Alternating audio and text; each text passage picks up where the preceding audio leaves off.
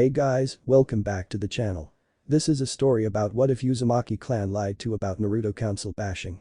Before I start, please support for more amazing content and do consider subscribing to my channel and share this video with your friends.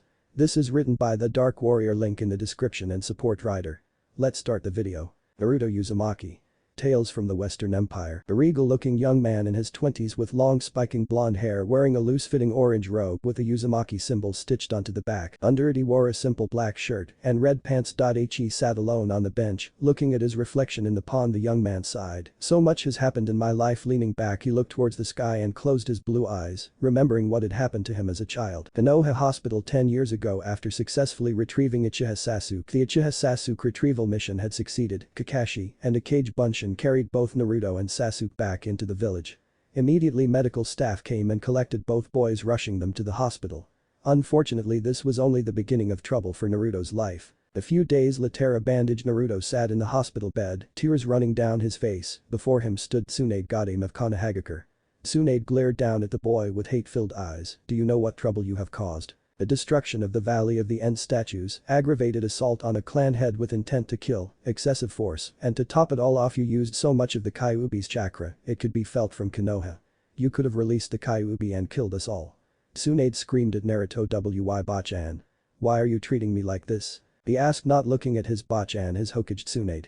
You will call me Hokage-sama, brat. Tsunade snapped back, glaring at Naruto. She continued, I'll have you know that the council has voted for your execution. No, Naruto screamed in his mind as he grabbed a handful of the blanket and looked up at Tsunade's smirking face. No longer fearing her look, but now fearing for his life. Naturally there are those in the council who saved you from that fate. Snorting, she moved to the window, no longer wishing to look at his puffy red eyes. Under the ruling of the Godame Hokage and the council's winning vote, you Uzumaki Naruto, once you fully recover will have your chakra sealed up and you are forbidden from ever practicing the shinobi arts. Tsunade smirked as she turned to look Naruto. You will live your life as a civilian until we need you to die to save Konoha, and yes, you will never be Hokage. Smiling at Naruto, Tsunade walked out as she heard Naruto finally snap and begin to cry his heart out. Outside Naruto's room, Sakura stood there smiling as she had heard everything.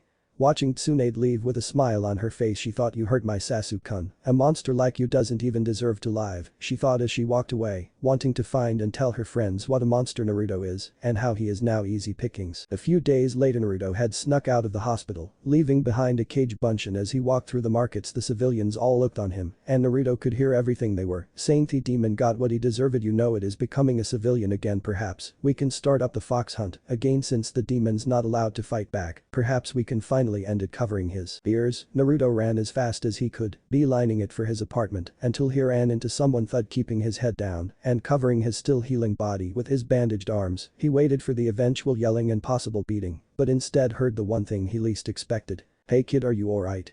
Opening his eyes and looking up, he saw who he had run into. He was shocked. This guy is huge. He's standing taller than Sannin. And his hair is longer as well. Nice coat, and whoa, what a scar, Naruto thought as he looked on in silence. The stranger before him squatted down in front of him and waved his hand in front of his face. Hey kid, everything okay? Naruto only nodded and okay, that's good. Let me help you up. The stranger then suddenly grabbed the back of his jumpsuit and helped him up. Thank you, Naruto replied before he tried to walk past the stranger, but was stopped by the sudden shouting of the civilians. Are you going to let the demon do as he wishes? Punish the little monster for running into Uzumaki and get a shinobi and tell them we saw the demon assault a traveler. Naruto kept his head down and covered his ears, trying to run past, only to top when he felt the stranger place his hand on his shoulder and hold him there. The civilians cheered, hoping to see the brat get beaten again, but the area went dead quiet in an instant as the stranger filled it with his killer intent. Moving Naruto behind him, scum like you are the reason why the mighty fall so fast and so low, and with that he held onto Naruto's shoulder. He shunshed away. Two Anbu agents revealed themselves and began to run off towards the Hokage's tower to report what had happened. But both Anbu were unaware that two sets of eyes were watching in black eye and a set of ice gray eyes who all disappeared shortly after. Atop a building a short distance away, letting the kid go, the tall stranger smiled and sat down, putting his hands up submissively. The name's Yami, and I don't mean you any harm, offering a hand to the kid. Naruto kept his head down as he didn't want Yami to see the sadness in his eyes and heart. Yami could feel the uneasy tension in the air. Smiling gently, he looked over the boy who still had refused to lift his head up. Well, where I'm from, it's a sign of a beginning friendship to learn what one's name is, so may I ask for your name, kid? This seemed to snap Naruto out of his mood as he slowly looked at Yami. The names Uzumaki Naruto. The short second eye contact was all Yami needed. He could see the sadness within this boy. He is barely a teenager, and yet why does it seem he shoulders the weight of the world on his shoulders, Yami thought to himself. Then an idea struck and Yami began to grin. Tell me Naruto, where can one find a good meal around here? My friend and I haven't eaten a decent meal in over a week. Naruto's lips twitched into a small smile, then his trademark fox grin, and the brightness of life showed in his eyes. Of course I do. Ichiraku's ramen stand is the only place you should eat. Naruto proudly yelled as he widened his arms and waved them around, wincing in pain as he forgot that he was still recovering. Yami let out a good laugh. Careful there kid, and quickly picked up Naruto and sat him on his shoulder. Whoa Takai-san, don't drop me. Naruto yelled as he was lifted up quickly. Don't worry kid, I will not drop you, and with that leapt off the building. Now which way, my ramen bloodhound? Naruto pointed to their left and Yami began to walk that way. On top of the building next to where Naruto and Yami are talking, Kakashi had appeared on the opposite building the moment the stranger had brought Naruto to and was eavesdropping in on the conversation. Who are you really, Yami? Kakashi thought as he watched from the shadows. How this stranger Yami seemed to brighten up Naruto slightly, and Kakashi smiled slightly under his mask. Better collect Naruto and return him to the hospital before Tsunade-sama gets to him, Kakashi whispered and prepared to jump down. You know it's rude to eavesdrop on a private conversation and planning to crash their meal. Kakashi froze as he heard someone whisper softly into his ear as he felt a finger push against the back of his neck. How did she sneak up on me? Kakashi panicked as he lifted his arms up. Mama, there is no need for violence, is there, miss? Kakashi whispered back. No there isn't yet, and my name is, well you would like that wouldn't you? Had a Kakashi as she slowly removed her finger from his neck. Kakashi spun around, kunai drawn, but saw no one around him. How did she do that? Kakashi thought as he quickly shunshed away. Ichiraku's ramen yam tried to sit on the stool provided as casually as he could, even though his knees were hitting the table. Damn my bloody height, Yami growled as he tried to sit down comfortably. Naruto looked upon Yami with a more interest besides his height all and his ridiculously long hair. He's wearing a plain black traveling coat and black shinobi pants. He's got that long scar over his left eye. Other than that, don't see any kind of weapon on him. What else he is capable of, Naruto thought as he watched Yami try to sit down comfortably. Oh customers, welcome to Naruto. Aren't you supposed to still be in hospital? Ichiraku asked as he appeared from the back of his shop and shook his head as he looked at Naruto. Even when you're broken or near death, my ramen always brings you back. Maybe I should use that as advertisement. Ichiraku laughed as he pulled out two menus. Now what would you two like? Yami smirked as he placed a menu to his left. Don't you mean three? As suddenly in a swirl of water around the stool to Yami's left, revealed a young kunoichi in a light blue traveling kimono, long white hair like Yami's, and you thought I'd let you have ramen alone, hey Yami? She giggling before leaning forward and waved friendly to Naruto. Hi there blondie, name's Yuki, slapping Yami's back. I see you already meet my traveling mule. Naruto cracked up laughing as Yami turned and glared at Yuki with his poison green eyes. And who do you think is going to pay for all the ramen you're going to eat, Yuki-chan? Yami replied with a grin. Throwing her arms up, Yuki yelled, I'll be good, I'll be good. Chuckling and letting Naruto get back on his stool, the three made their order and began to eat their meals. 5 minutes later, Naruto had eaten 2 bowls where Yami and Yuki had both eaten through 3 bowls each. Not fair, Databeo. Naruto cursed as he watched his new ramen-loving friends devour bowl after bowl of ramen. If I wasn't still injured, I'd be on my 5th bowl, now getting a chuckle and a giggle from said ramen lovers. Well, as I said kid, we haven't eaten in over a week and we are starving. Yuki grinned. Ration bars suck. They ruin my figure, she said as she took her 4th bowl. Anosa Anos. Yami, can you tell me how you got that scar over your eye? Naruto asked before he began to drink down the broth.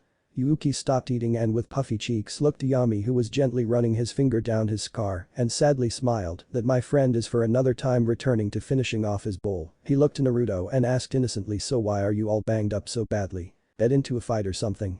Naruto dropped his head and went dead silent. Something bad happened, alright, Naruto all but whispered out, trying to hold back the tears. Sorry kid, I didn't mean to bring back any bad memories, Yami said as he reached out to pat his back, but instantly spun around on his stool and caught the wrist of someone reaching out to grab Naruto. Now you can't be so rough, Yami said as he tightened his grip on the arm of a Konoha Jounin. Let go of me this instant or face punishment, the one-eyed Jounin growled.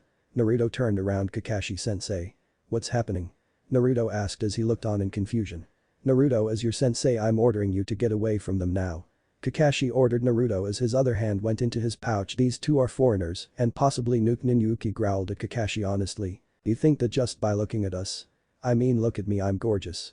as Yuki protested. Still, such hostility is ill-advised. I'm sure as peaceful visitors wandering shinobi or not, we do have protection rights, Yami said as he let go of Kakashi's arm. In turn, Kakashi grabbed and pulled Naruto behind him, ignoring his short cry in pain as Kakashi brought a kunai in front of him. I don't know who you both are, but you are not allowed to interact with Naruto, as Kakashi slowly moved away from the two. And who are you to say that? Everyone was treating him like shit, so I decided to be nice and give him a free meal, and since I'm showing kindness I'm being told to stay away. Yami growled as he dropped a wad of Ryo onto the counter as he turned his full attention to the one-eyed Jounin. There are reasons that are beyond your allowed knowledge as to why he is treated as such, Kakashi replied as he began to back off with Naruto behind him. Kakashi-sensei. Stop it, they are nice and aren't doing anything wrong. They are my friends. Naruto tried to protest. Don't believe that for a second, Naruto, they could be spies for all we know. Until they are cleared by Anko and Ibiki, Kakashi replied. Spies? Yuki and Yami growled as they exited the small stand. Both were surrounded by Anbu soldiers wielding various weapons. What is the meaning of this? Yuki yelled as she went back to back against Yami as they watched a blonde-haired woman appear and walked near Uzumaki. Naruto, what the hell are you doing? She yelled as she smacked his head, sending him into the ground and putting her foot on his head. You were confined to the hospital until your sealing, you little shit. I'll need an oichi to erase your jutsus as well. She yelled. Kakashi was shocked. What sealing, Hokage-sama? Why does Naruto need that?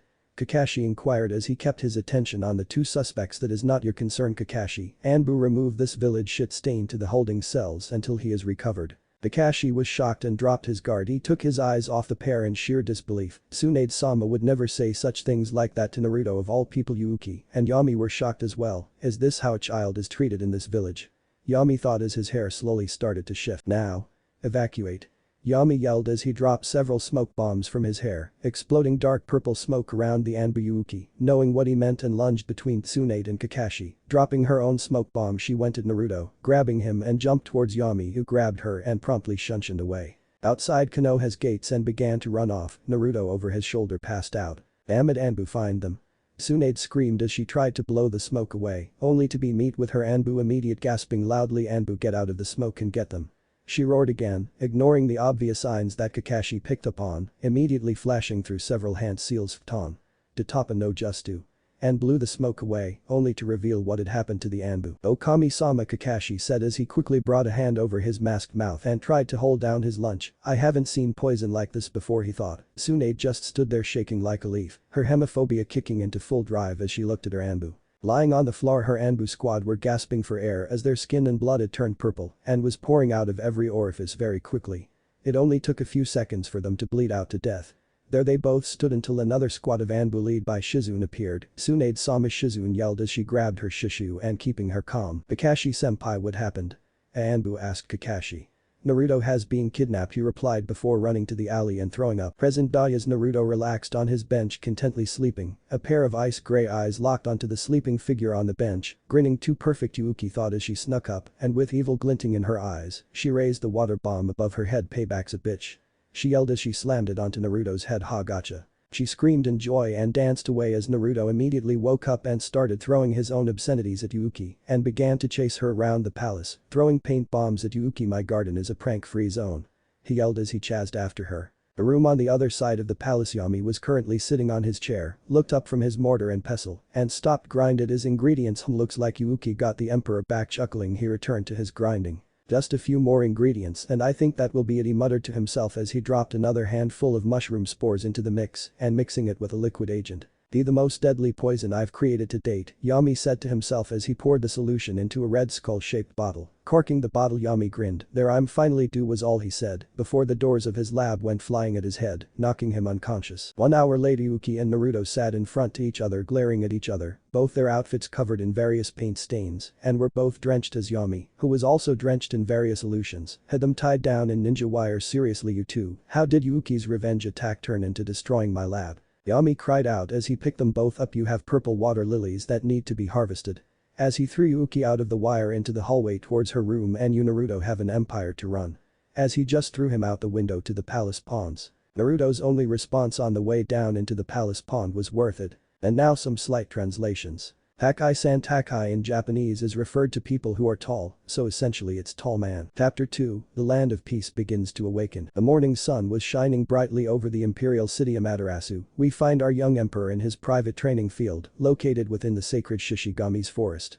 A lone safe passage ensures that the ancient demons and gods are not unnecessarily disturbed by travelers, though many of them do stay hidden in the foliage and watch the young emperor train. His Majesty sure does attract quite the attention these days, said a man dressed in a tight-fitted suit, smiles as he adjusts his monocle and looks into the forest. Walking down said path towards the emperor's training down. I should really encourage sir to stop traveling so deep, surely he is bothering some of the ancient guardians, he spoke to himself as he began his journey to the clearing. Upon reaching the clearing he could see over 1,000 copies of his emperor training in various sections of the clearing, some in ninjutsu, others in taijutsu, and some on scrolls improving their fu and no jutsu, but it was the one sitting on the large stone right near the foliage, speaking to a group of Kodama, that caught his attention. He approached the emperor. I enjoy your presence here just as much as any other deity who wishes to watch me, perhaps one day you shall all grace me with the honor of following you around your forest.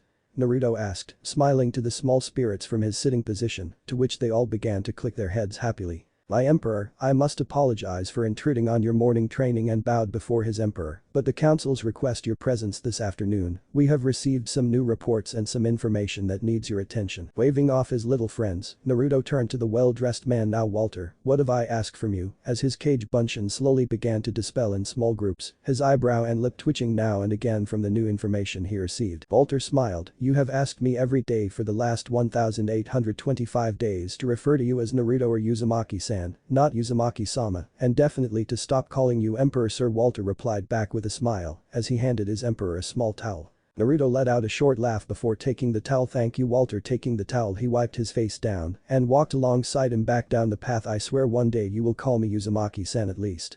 Both let out a laugh as they began to walk down the path to return to the imperial palace. However, from the forest's foliage they were both being watched unknowingly. The deity watching them from the foliage slowly began to walk out to the middle of the field. Its 12 earth-brown horns shining just as brightly as its golden-brown pelt. Around its feet the grass and flowers grew rapidly before they withered away. Its near-human face smiled, and its leaf-green eyes gently look upon the young sun-kissed blonde boy. Perhaps one day I shall let you walk with me, young one, it thought to itself before turning away and walking back into its forest. The royal palace, in the middle of Amaterasu. Naruto walked down one of the many hallways leading to the council meeting room. Along the way he tugged on his royal kimono. Bloody stuffy and annoying, why can't they just let me wear my jumpsuit or something more plain? Grumbling he kept walking down until he heard a jolly laugh behind him. That is because your highness, first impressions and formality are an essential aspect of ruling an empire. Naruto smiled and turned around. Before him stood an old monk dressed in his religious robes, one hand holding a set of prayer beads, while his other hand was open wide, anticipating his emperor's next move. Ah, Hachima-san. It's wonderful to see you again, embracing his most trusted and dear old friend in a hug. Together they walked to the council meeting, engaging in small talk between. So Hachima-san, how goes your acolytes of the Brotherhood?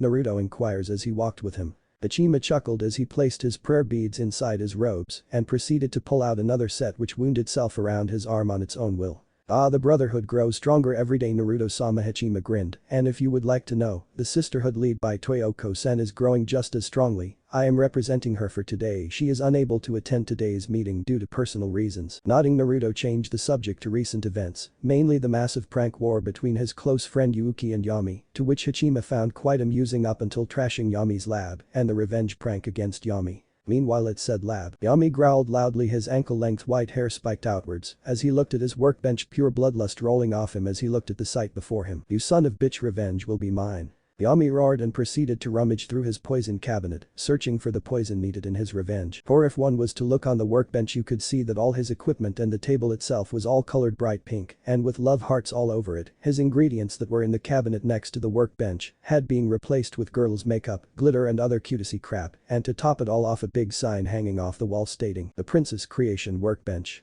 Back with Naruto and Hachima. Naruto stopped walking and began to shiver violently. Hachima turned and looked upon Naruto. I feel a disturbance in the prankness, as if 1,000 pranksters shouted out in pride and were suddenly murdered into silence. Naruto spoke with absolute fear in his voice. Hachima smiled and replied with only 5 words.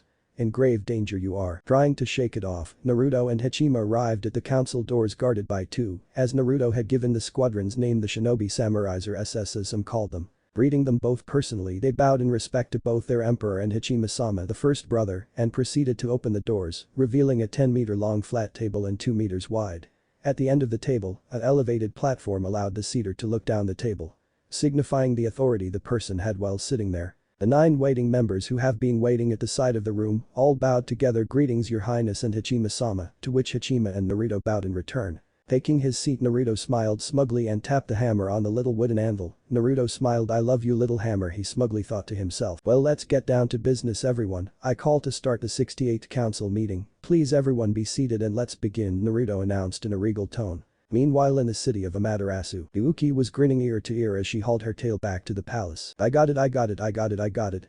She chanted as she ninja ran across the buildings and through the palace gates, running up the stairs and began to run down to her supply room. As she was about to grab the door handle, she felt a chill run up and down her spine. Surely the package isn't leaking, it should be sealed up correctly, she thought as she turned around only to freeze on the spot as she locked eye to eye with Yami's glowing poison green eyes. Did you or did you not assist the emperor in his prank against me? Yami softly spoke with all the venom and promise of death in his tone of voice. No, Yami, I didn't. Yuki screamed, throwing her arms up into the air. I learned last time what happens when I mess with your lab. Yuki began to panic, not noticing she had let go of her package. Oh Kami-sama, I'm gonna die. She was screaming in her head. Her package hitting the floor caused Yami to break eye contact with Yuki and lock onto it. A barely audible shink was heard as Yami looked intensely at the package. So you finally acquired a block of it? Must have given them something very precious to get that. Yami spoke and stood up, flicking his wrists. A sharp snap was heard. Do well to avoid me for the rest of the day, Yuki-chan, for I don't want you be caught in the crossfire, Yami said as he slowly sank into the shadows, returning to his continued hunt. Yuki dropped to the floor shaking like a leaf. She hugged her package tightly. Yami's going to be very pissed when he realizes what I did to him to get this block of ice, she thought to herself before she finally noticing the coldness of water running over her hand. Looking down, she saw the slashed tear on the paper seal which was melting off slowly, showing off the light ice blue glow from the block of ice inside. Back in the council room, and that is the report on the marketplace and real estate, your majesty, a council member proudly reported. Looking up at his emperor, who was smiling in return. Thank Kami, that's over. Naruto thought to himself. Thank you to Kana-san, now I do believe it's the defense head council member's turn to report. Naruto spoke, turning to the defense council member. A man who looked like a great elderly grandfather with a bald head and his beard reaching the floor, wearing a simple black kimono and white coat, stood up with the support of his cane. My dear Emperor, it pleases me to say that battalions 4 and 5 have finished their final leg of training and will be graduating from the Royal Shinobi Samurai College. Picking up a folder and passing it to a council aide to pass on to the Emperor, it seems that the extra 3 months I proposed to the current curriculum has proven greatly beneficial, as you can see by the reports. The old man smiled and returned to his seat. Naruto read over the report slowly. It seems that Jinrikisai was right, damn it, I gotta buy him dinner for the next 3 months. Damn him. Naruto then looked at the date for the graduation ceremony. In 2 weeks, he muttered to himself. Looking up from his report and down to Jinrikisai, he smiled. Excellent work, please on my behalf, congratulate everyone on the course and tell them to hold their heads high. Jinrikisai smiled and bowed. It will be an honor, my emperor. Before the next person could speak, there was a loud banging at the door before they were thrown open, revealing one of the royal guards running to Naruto's side and dropped to his knee.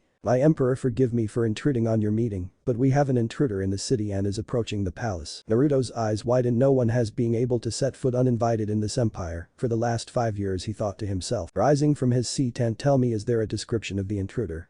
And have they been alerted? The guard only nodded his head. Yes sir, Fox has been alerted and your personal guards are being alerted as we speak, and here is the description of the intruder, pulling out a scroll and presenting it before Naruto. Quickly taking the scroll, he opened it and read the contents. Within a few seconds, killer intent was indirectly released by Naruto. Everyone in the room, the council members on the civilian side, all collapsed unconsciously, while the clan defense force side all stiffened and tried to stay conscious. This cannot be, Naruto growled as his anger grew. Calm down, I'm trying to sleep. The Kyuubi no Kitsune growled telepathically to his host. I'm sure you don't want another repeat at Sarita Port now.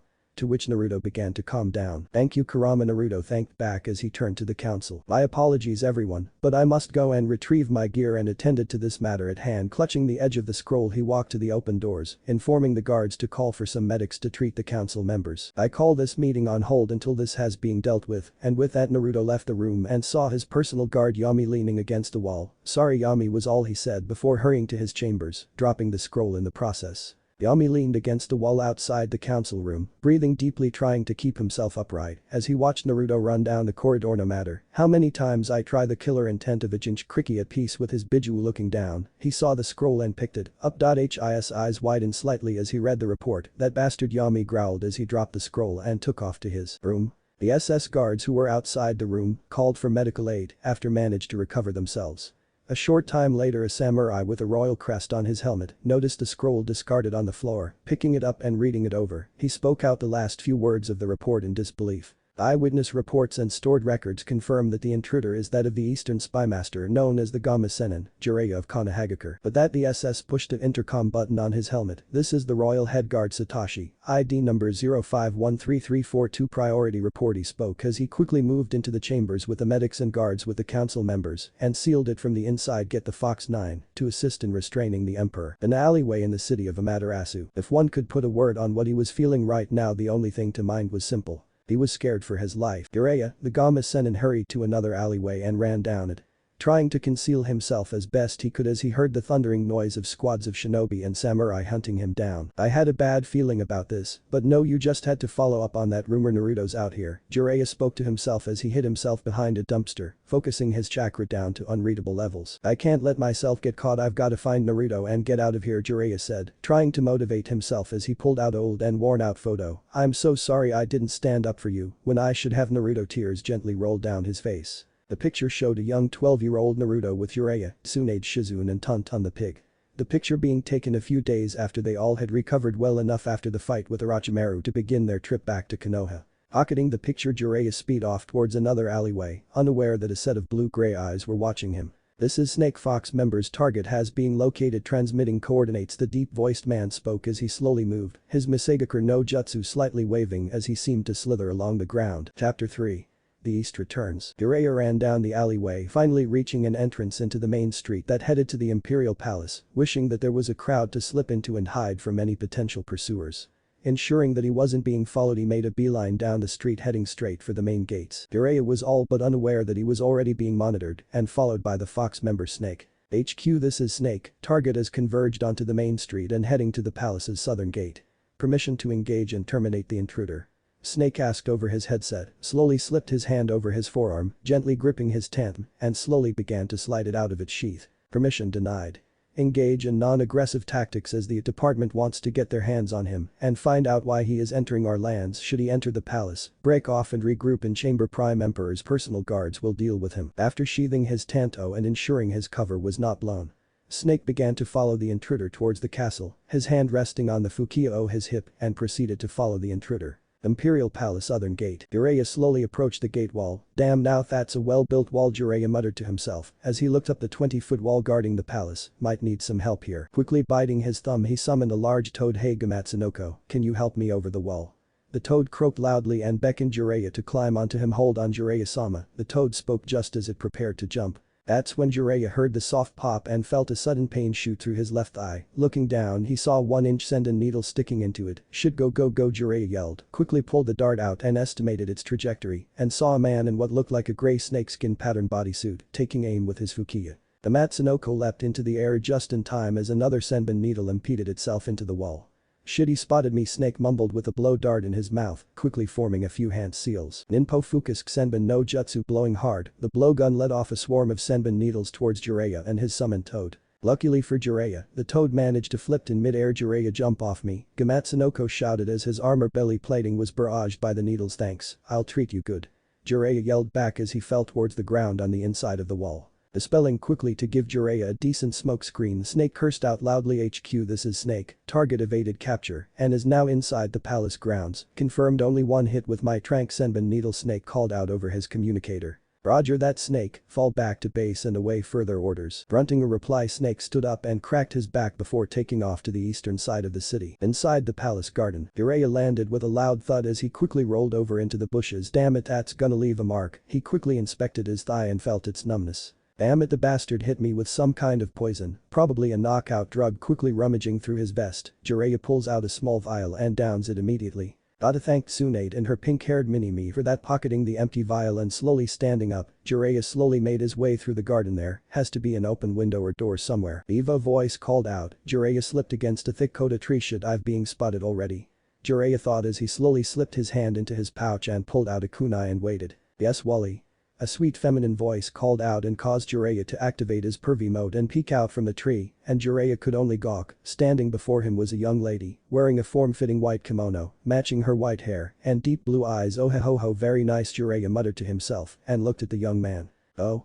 Jiraiya was intrigued as he looked at the young man, kneeling down in yellow overalls, and was apparently planting new seeds and little sprouts into the garden. He watched as Wally picked up one of the small garden pot, standing up to Eva, he held it out in his hand and watched in sheer amazement as the plant began to grow. Mokutin, Jiraiya muttered as the potted plant grew into a small sakura bonsai. Eva, smiling, took the pot plant gently from Wally and took in its scent. It's lovely. Wally smiling, she handed it back to him as Wally whistled happily, slightly blushing as he knelt down and removed it from its pot gently and planted it in the garden. I'll have to make a note of this, Jiraiya mumbled as he slowly moved from the coda tree. Well, the two weren't watching and stealthily made his way past them. Further down, Jiraiya saw something he liked and smiled. Bingo. He quickly made his way to the open window he spotted. Checking it for traps, he smiled when he found none and quickly jumped in. Unknown to Jiraiya, Eva had followed him slowly against the wall and smiled when he jumped in the window. Returning to Wally, she very discreetly pushed a button on her kimono sleeve. Target has entered the palace. Roger, Eva, informing Fox now. Maintain guard of Wally, came her response. Smiling, Eva squatted down next to Wally, gently placing her hand on his head and slowly stroking the scar hidden by his bleach blonde hair. Oh Wally, she sadly thought as she watched Wally slowly make the small bonsai tree grow into the size of a small bush. Inside the palace, Naruto was furious. Why he screamed in his head as he put on his battle armor, his cage bunshin assisting him where he could not reach. Hero in my life and never once bothered to track me down. Why now after 10 years? He thought as he looked himself in the mirror. Dressed in blood red colored samurai armor, customized for shinobi work, he watched as his clones helped put on his kabuto and his demon mask. Looking at his reflection, he mentally thanked the Kyoto family and the Muramasa family for constructing his armor. Not only did the armor help hide his appearance from everyone, with the exception of testing it against a Hyuga, it also allowed Naruto's chakra to be totally masked, hiding its signature from even the most experienced sensors. By Emperor, shall I retrieve this invader for you and allow you to relax in the throne room with some honey green tea? Naruto's thought was broken by Walter's question as he turned to greet him, his cage bunshins dispelled, and then he realized that there were several other people in the room. That being 2 Fox Elite members, Walter and Yami. Giving them all a look that mean business, Naruto spoke. I'm sorry everyone, but this is my fight, it's my past and my problems. He turned back around to the mirror, checking his face mask is secured to his kabuto and tied off a crimson red yellow sheathed katana to his left side. Please, for your safety I advise you to stay out of my way. Naruto then began to walk out. He was cut off by one of the fox shinobi. Naruto-sama, you don't have to fight. Naruto looked upon the masked fox and smiled softly. This was the best of Fox, coincidentally code-named Fox. His mask was unique to everyone else in Fox. Where a normal Fox member would have a face mask that represented an animal or an element, his demon mask covered his entire head and on his mask only had what looked like a blood orange fox eye in the middle of the mask and 2 lines running from it to the side to the back of his head. And think Obito Tobi's mask, but bone white with no eye slots. His body was encased in a unique chakra armor bodysuit, which also held strapped firmly to his back his personal dachi, the fox blade. 1 cyber cookie to those who can guess who this is. I'm sorry Fox, but this is my fight. Naruto tried to persuade Fox and push past him, but Fox refused to move. Not out of disrespect but of duty. I am unable to allow you to take this intruder by yourself. This is an act of aggression upon not only the empire but on yourself as well. Even if the supposed intruder was only trying to seek an audience with you. Assertion. White-haired Sannin sneezed at this moment. Fox. Naruto tried to speak but was quickly cut off by Fox again. You have brought peace and prosperity to this land and we are the ones who will be your hand of force in these times of peace. He stood in front of his Fox squad and continued. We swore on the day when you took the throne and made this broken country become the flourishing empire it is today. We opening his arms to indicate the Fox members and Yami in the room. We would fight for your behalf. You need not have to fight anymore. Silence hung in the air for a moment, then a Fox member wearing a mask representing lightning stepped next to Fox. You have suffered so much, now it's our time to fight. A raspy voice spoke behind the lightning mask. Our swords and our lives are your instrument and tool of justice, and PACE another cookie to those who can guess who this is. Inazuma. Naruto was flabbergasted. Behind Naruto's mask, tears started to form. Such loyalty is not received, but given freely. Kid, remember the Kurama spoke to him before returning to his sleep. You know you can't win against them, Naruto. Yami sighed. They all swore a blood off the day you saved them all, remember? Naruto nodded, remembering how he came across the now members of Fox and how he saved them all from their personal hell. The Fox members all knelt down, various weapons drawn out and held over their heart. Command us, and we shall deliver, they all spoke at once. Bowing their heads down to their emperor, sniffing loudly behind his demon mask, Naruto removed it, tears rolling down his face. Thank you, all of you, though the result was not what he expected. Everyone in the room laughing their heads off. What are you laughing at? Naruto roared as Walter, while trying to refrain from laughing, pointed to the mirror, to which Naruto looked into and froze solid. His face was covered in women's makeup, making him look like a geisha, though it was running down his face because of his tears. But it was across his forehead, in highlighted purple, the glittered words of the prettiest princess. Turning to the group, his eyes locked onto Yami and glared at him. Seriously? Now of all times? Well, you did give me the instruments of my revenge. Yami roared with laughter, to which Naruto surprisingly joined in and laughed as he remembered supplying Yami indirectly with the makeup. Thank you, everyone, smiling and sitting down as Walter suddenly appeared by his side, wiping off most of the makeup, mainly the purple title on his forehead. Oh, wait in the throne room, Emperor, and we will bring him to you. Walter's ice-cold voice rattled through the room as the sound of twanging wire was heard as Yami flicked out his hidden blades.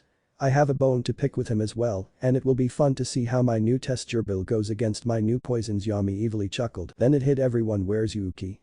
Naruto asked before they all heard a high-pitched male scream, and all the men for some unknown reason covered their groins in fear. Hell hath no fury of a pissed-off woman, Yami quietly said as he left the room and began to hunt down Yuki as her shouting, though incoherent, and the deathly screams of Jiraiya echoed through the palace. One by one the members left the room, with Walter being the last. Your tea will be awaiting your arrival in the throne room, Emperor. Bowing, Walter shut the door and hurried off, leaving Naruto alone, assuming he would proceed to the throne room. Haha, they should have learned by now, Naruto chuckled, and with a single hand seal. Goof Naruto left behind was in fact a cage buncheon. During discussion time with the shadow clone Naruto, Jiraiya had landed inside the room with the open window and slowly made his way to the door. Finally, I've made it inside and undetected.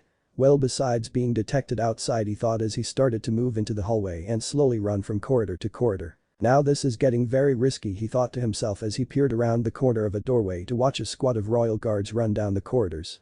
I gotta be quick and either run into Naruto and get him out of here or find the Emperor, muttering to himself as he continued his search. Unknowingly, from the real Naruto stood in his full armor, and if one could see behind the mask they would that his golden eyes were softly glowing and his face was a mixture of confusion and disbelief on his face. Kurama is what I'm feeling, right? Naruto mind spoke to Kurama. It is Kit the Gama Sannin, his true feelings are full of regret, the Kyuubi replied. Naruto's mind was racing. He still cares. After everything he did and left me. Probably just a guilty conscience, but then again he has poorly infiltrating an empire to seek its emperor to try and find me. His thoughts were suddenly cut as he felt a soft burning sensation on his right arm. Gently holding his arm, he softly spoke, perhaps I'll see what he wants and I'll act accordingly. Pushing the talk button on his communicator said he spoke, attention all units, capture the target alive and bring him before me. Releasing the button, he continued to watch Jiraiya, following him on the ceiling hidden from view, and he froze as he saw Jiraiya stop and look up towards him. Wait a minute, Jiraiya stopped mid-run and turned around looking up to the ceiling. I'm sure I felt someone there, I felt its chakra. Looking towards the ceiling he tried to locate where he felt the chakra presence. Must be paranoid, Jiraiya muttered before running down another corridor. I've gotta hurry. Where are you, Naruto? Naruto let out a sigh of relief and watched Jiraiya run off. Well, I'd better make my way then, Naruto muttered as he shunshed away. After a few minutes of running down various hallways and corridors, Jiraiya let off a light chuckle. He was pretty amazed by the palace's architecture and saw just down the corridor before two very large doors. Looking behind him, he saw the steps that lead outside. If I wasn't intruding, I would have loved a tour of this palace. As he rounded the corner and started to make his way to what he assumed was the throne room until he heard rattle rattle. Huh? Looking up, his eyes widened in horror at the sight in front of him. Then a soft woman's voice spoke, Meijin Kurokeshi Akumu no Jutsu. Jiraiya could only look in horror as the Jinjutsu took hold and only muttered, Lamia. Jiraiya's Jinjutsu Nightmare Akanoha Anbu ceiling facility. Jiraiya walked into the ceiling room, seeing the three village elders and Tsunade, her hand holding onto the trader's left shoulder.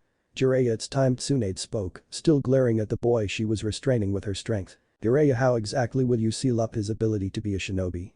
Kaharu asked as she watched Jiraiya-sama place down 3 scrolls onto the floor and began to form seals. Firstly, I will place a modified version of the Kyakufukin, hopefully with this any summon he may have or try to acquire will be nullified permanently. Then with a Chakrafukin, this will cause his chakra system to reverse on itself and in turn will cause his chakra system to fail on itself and shut down permanently. Jiraiya spoke as he continued to finish the hand seals and pick up the first small scroll and slowly unroll it.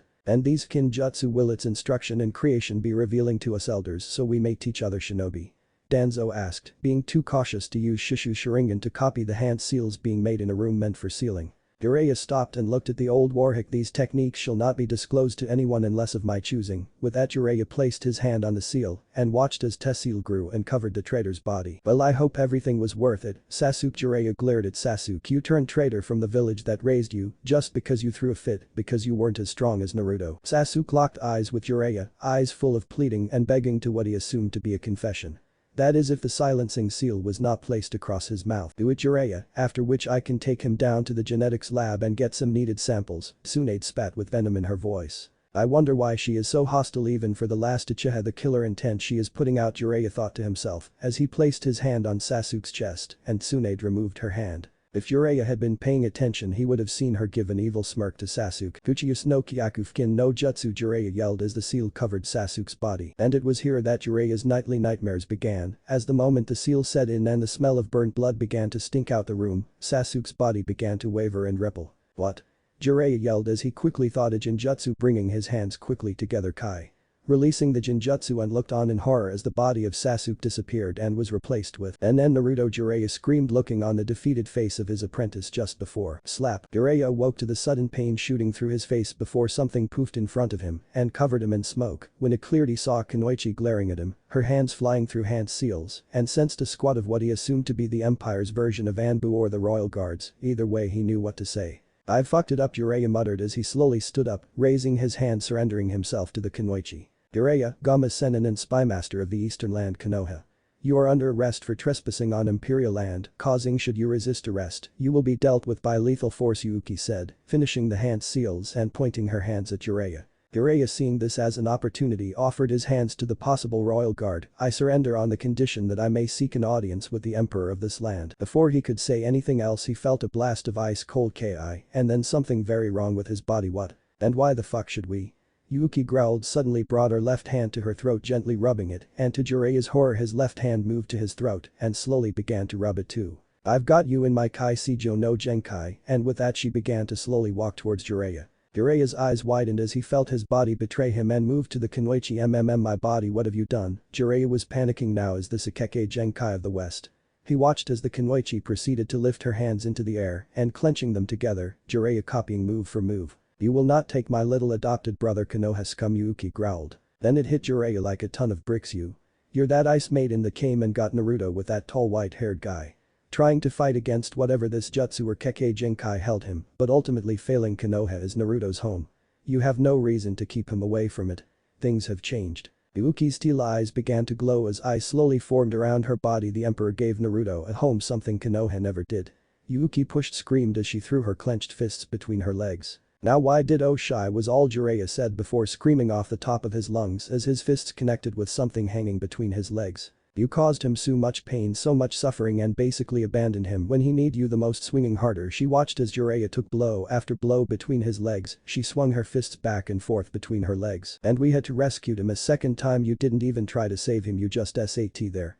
Yuki screamed, releasing as much killer intent that the arriving Fox members which had surrounded them slowly began to backing off. You never cared to search for him for 10 fucking years and now you're here looking for him, she screamed as her hair began to spike out and ice spikes slowly formed around her and Jiraiya's hands. Raising her arms, she prepared to give a final swing. Yuki, calm down, Naruto wouldn't want this. Yuki snapped around and glared at Yumuo has appeared behind Yuki, her wrists held tightly with his one hand, channeling his own killer intent. And then Naruto, give me back my godson, Jiraiya pleaded through the pain he was experiencing, tears rolling down his face. Retracting the ice from both set of hands, Yuki glared evilly at him before raising her fists together above her head and growled, you're a failure as a sensei and a godfather, after delivering one final swing between her legs, causing Jiraiya to deliver a firm hammer fist into his jewels. Giving one final scream, Jiraiya wanted nothing more than to curl up and cradle his precious jewels. Releasing her control over Jiraiya as he dropped to the floor, she kicking him in the gut before stormed off next to Yami as Jiraiya slowly began to slip into blissful unconsciousness. Before passing out he heard the male whisper into his ear, consider yourself lucky, normally she makes men castrate themselves with her Kekkei Genkai. Well, let's get him restrained, the emperor will want to talk to him, Yami lightly growled as he grabbed the Sennin's ankle and dragged him off towards the throne room, Yuki following behind growling like a wild beast. On Hagakure, Tsunade stopped her paperwork and looked out the window, a sudden chill ran through her body.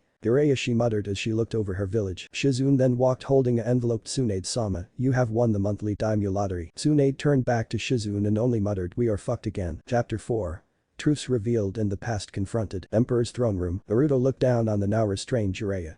His demon mask safely secured as he now awaited the medics to finish healing Jiraiya from his sudden case of testicle torture by his Ni-chan Yuki. Even though he is a super pervert and women around the nation would praise Ni-chan for what she did, no man deserves that type of torture. Naruto though, as he unconsciously tried to cup his own royal jewels over his armor. The two medics finished healing Jiraiya's jewels after a few minutes, bowing and paying their respects to their emperor and the emperor's council members that had now formed around the room as they stood watch and proceeded to quickly retreating from the room. The council members who were seated on a run-in table along the wall chatted softly among themselves as they waited for the prisoner to awaken and be questioned by their emperor, who was sitting in his simply constructed maple pine throne with his Ni-chan Yuki and his Oni-san Yami standing guard next to him, that and his personal fox unit hiding in the shadows throughout the room. And in terms of how Naruto's throne room looks, could I direct you to watch The Last Samurai and see the room where they meet the Emperor of Japan for the first time.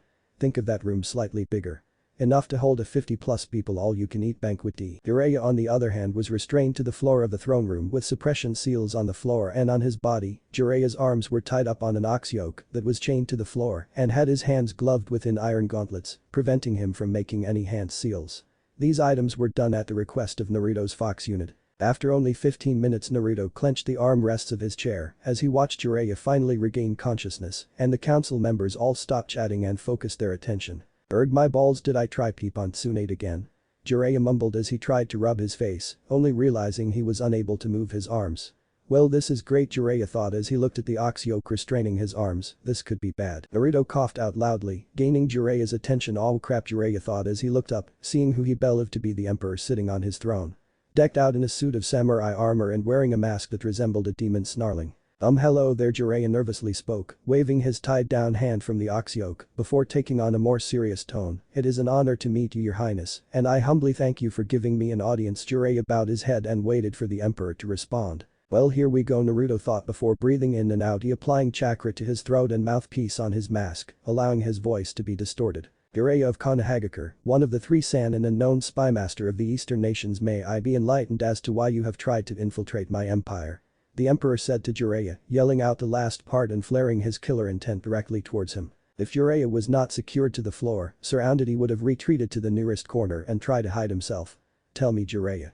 The emperor roared, now standing up and letting Jiraiya watch. To his horror, the emperor's chakra flare visibly reached the ceiling. What chakra? It's near Biju levels, Jiraiya thought as he tried to steel his nerves and spoke. Your highness, for the past 8 years I have been trying to find my godson, who I believe has entered your lands and may be living under his name or an alias name. I just wish to find him and bring him back home. That is why I entered your empire. I just want my godson back, please. Jiraiya looked up to the emperor, hoping deep down that the emperor could help him and reunite with the godson he neglected for so long and only went to step back into his life, ultimately betray him in his time of need.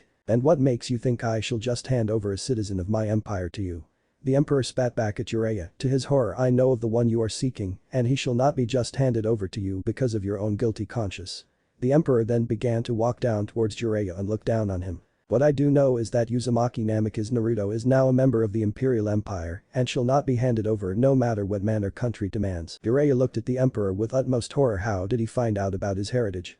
He panicked. How does he know that? Jiraiya pleaded. The emperor turned around and walked back to his throne. Naruto-san found out the day his seal nearly broke and lost control of the Kyuubi no Kitsune he holds within him. Jiraiya paled at this statement, but thanks to his father when the seal was constructed. From what Naruto-san has told me, his father was able to make a failsafe within the seal which held a part of his chakra, internal Kajibunshin as Naruto-san liked to put it.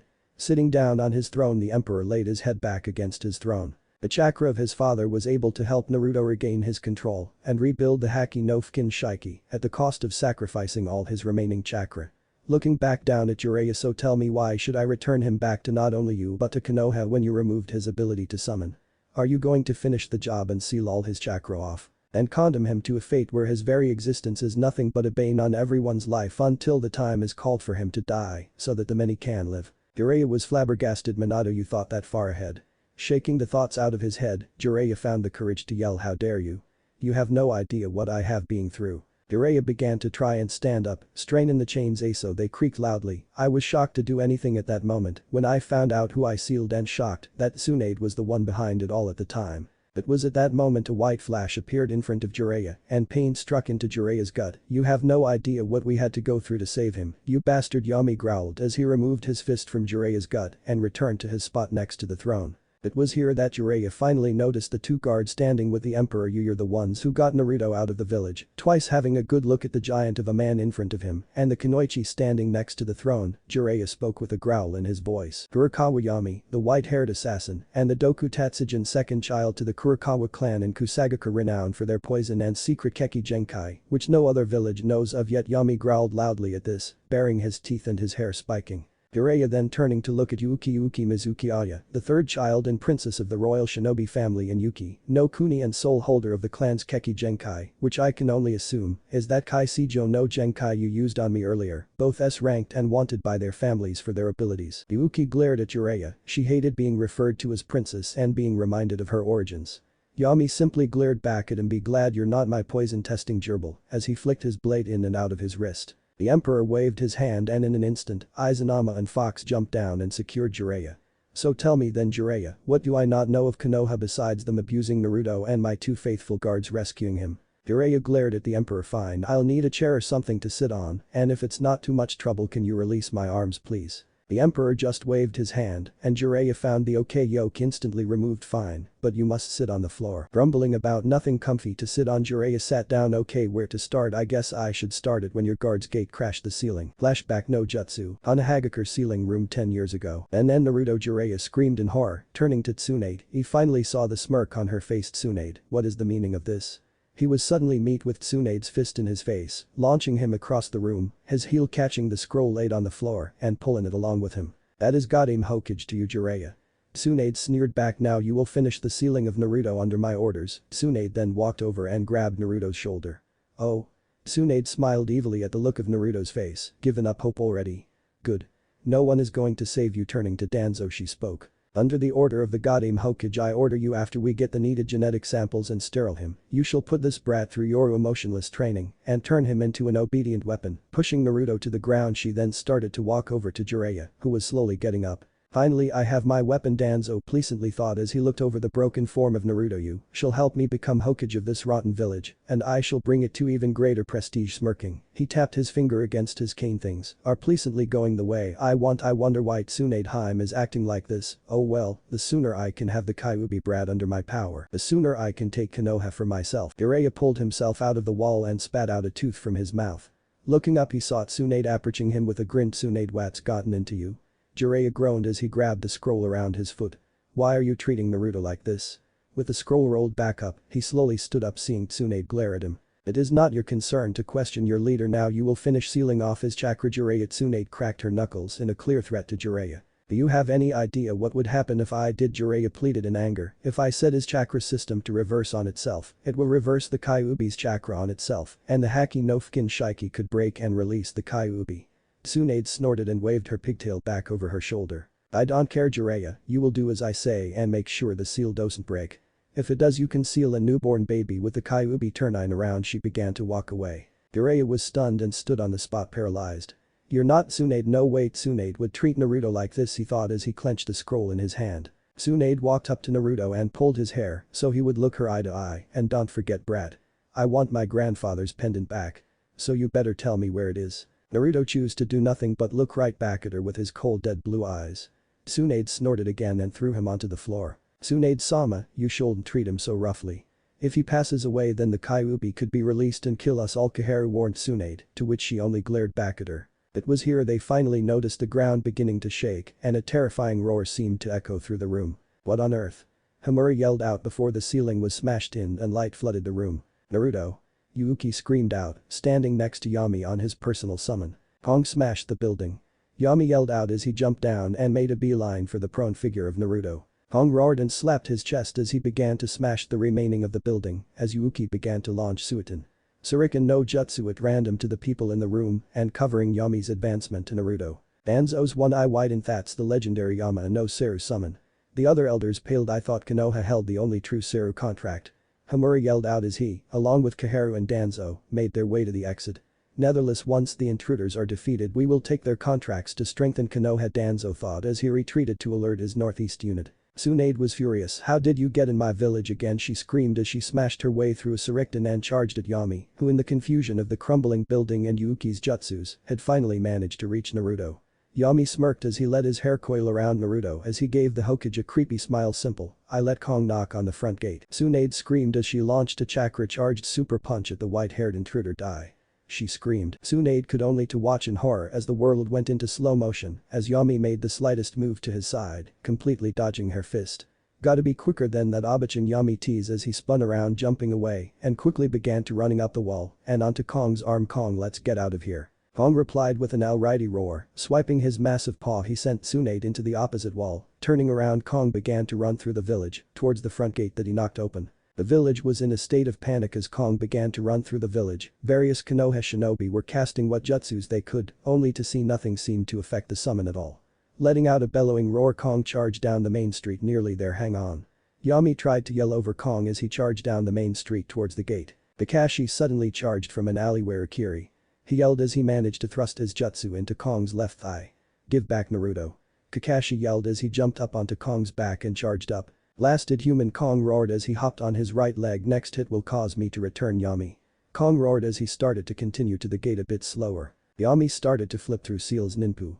Kanashibari Dakijiri no Jutsu. Breathing in, Yami exhales a large cloud of light purple mist engulfing Kakashi, catching him by surprise. Kakashi tried to quickly Kawarimi away but inhaled a small amount of the poison as he replaced himself with a trash can. Okami, Kakashi groaned as he slumped against a wall. What is this poison? Kakashi thought to himself as he tried to regain control of his body. Panting, Yami clings to Kong's neck. Kong, pants. We gotta get out, pants heavily of here, pants. I am running low, Kong replied with a growl and began to charge at the now broken open gate. Yuki looked back at the now crowded street of shinobi. Lightly growling, she pulls out a storage seal and with a chakra-covered foot, slams her foot down on it as she releases her jutsu Suiton. Bakusui Shima no Jutsu, releasing the water sealed in the scroll and blasting the wave of water down the street. That should keep them off us for a moment, she yelled as wrapped her arms around Yami's hair, holding onto Naruto's hidden body and around Yami's arm. Kong slowed down as he slowly moved over the broken gates, minding his left leg when all three of them heard Mokuton. Makise case no jutsu. Kong roared in pain as wooden beams wrapped around Kong's injured leg. Release your captive and surrender yourselves or you will all be executed, a voice commanded. Kong turned and looked down to see emerging from the ground an Anbu with a cat-like mask. One hand seemed to be embedded in a beam of wood while the other held onto his sheathed chokin. Kong roared, you dare try and restrain me? You shall taste my fury, lifting his very muscular arms high in the air and began to channel a very large amount of chakra into them. Doten. KMZM Kudaku no Jutsu. And slammed his arms into the ground. A few seconds later a massive earthquake rocked throughout Konoha, causing many of the damaged buildings from Kong's charge and Yuki's Bakusui Shima no Jutsu, and more shockingly to those who watched. The four cage heads on the cliff all fractured. During the earthquake the cat-faced Anbu was unable to maintain his control of the jutsu and keep his balance as the summon proceeded to break the wooden binds and run off away from Konoha. And throughout all this Jiraiya sat on top of the cage cliff, unable to comprehend what has happened in Konoha. Flashback no Jutsu Kai. The council members and the emperor watched in silence as Jiraiya told the story. Yuki and Yami however were unimpressed. So this tells how Tsunade is such a bitch, hey? Yuki said unimpressed. Now Yuki-sama, elderly civilian, spoke up. There may be a reason as to why Jiraiya-sama is telling us this story. Jiraiya nodded in acknowledgement. Yes, it was after I was reverse summoned to Mombakizan and had to explain what happened to Ulgama Sennin and the Kormgamas that we decided to dig a bit deeper into what Tsunade was doing, and through my spy network, I discovered the cause and confront Tsunade in Sennin-do. Flashback no Jutsu again. Konoha Council Room 2 days after Naruto's kidnapping. Tsunade was raging in the council chamber. No one dared to interrupt her as she ranted on and had smashed the desk in front of her. How was it that two bleeping outsiders were able to infiltrate Konoha not once, but twice in a few days? What do I pay you bleeping shinobi and Kunoichi who are on gate and guard duty? Tell me, come on. The council was amazed at the aggressiveness of the Hokage that and the bleeping that seemed to appear out of nowhere. Okijama Kaharu cautiously spoke, "You need not worry too much, outmost skilled Oinin Butai are tracking them down as we speak." Taking a drink from the glass in front her, "What we should be asking is how we are going to keep this quiet from not only foreign powers, but from our own daemon as well." Tsunade gave Kaharu a dark look, but snorted in agreement, "If worst comes to worst, we shall have the Yamanaka clan fix his memory to our benefit." The shinobi side of the council gasped in horror. Rising from his seat, Shikaku spoke. "Okijama, I think I speak on behalf of everyone here by saying, are you out of your mind?" Yelling out the last part as he slammed his hands on the table. "What you even suggested is treason." Tsunade just snorted. "Is that right, Nara-san?"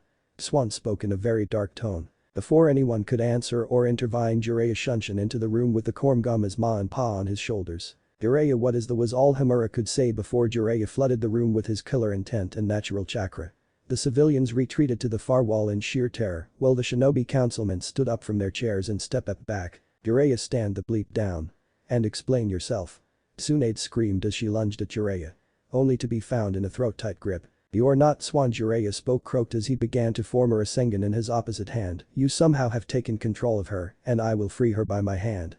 Bringing his hand just in front of her face, the Rasengan blowing her hair away from her horror-filled face. "Goodbye, Tsunade Heim," Jiraiya softly spoke as he brought his hand back ready to slam it into her face, with all the council members and elders watching in horror. "Hein, then he'll take your body."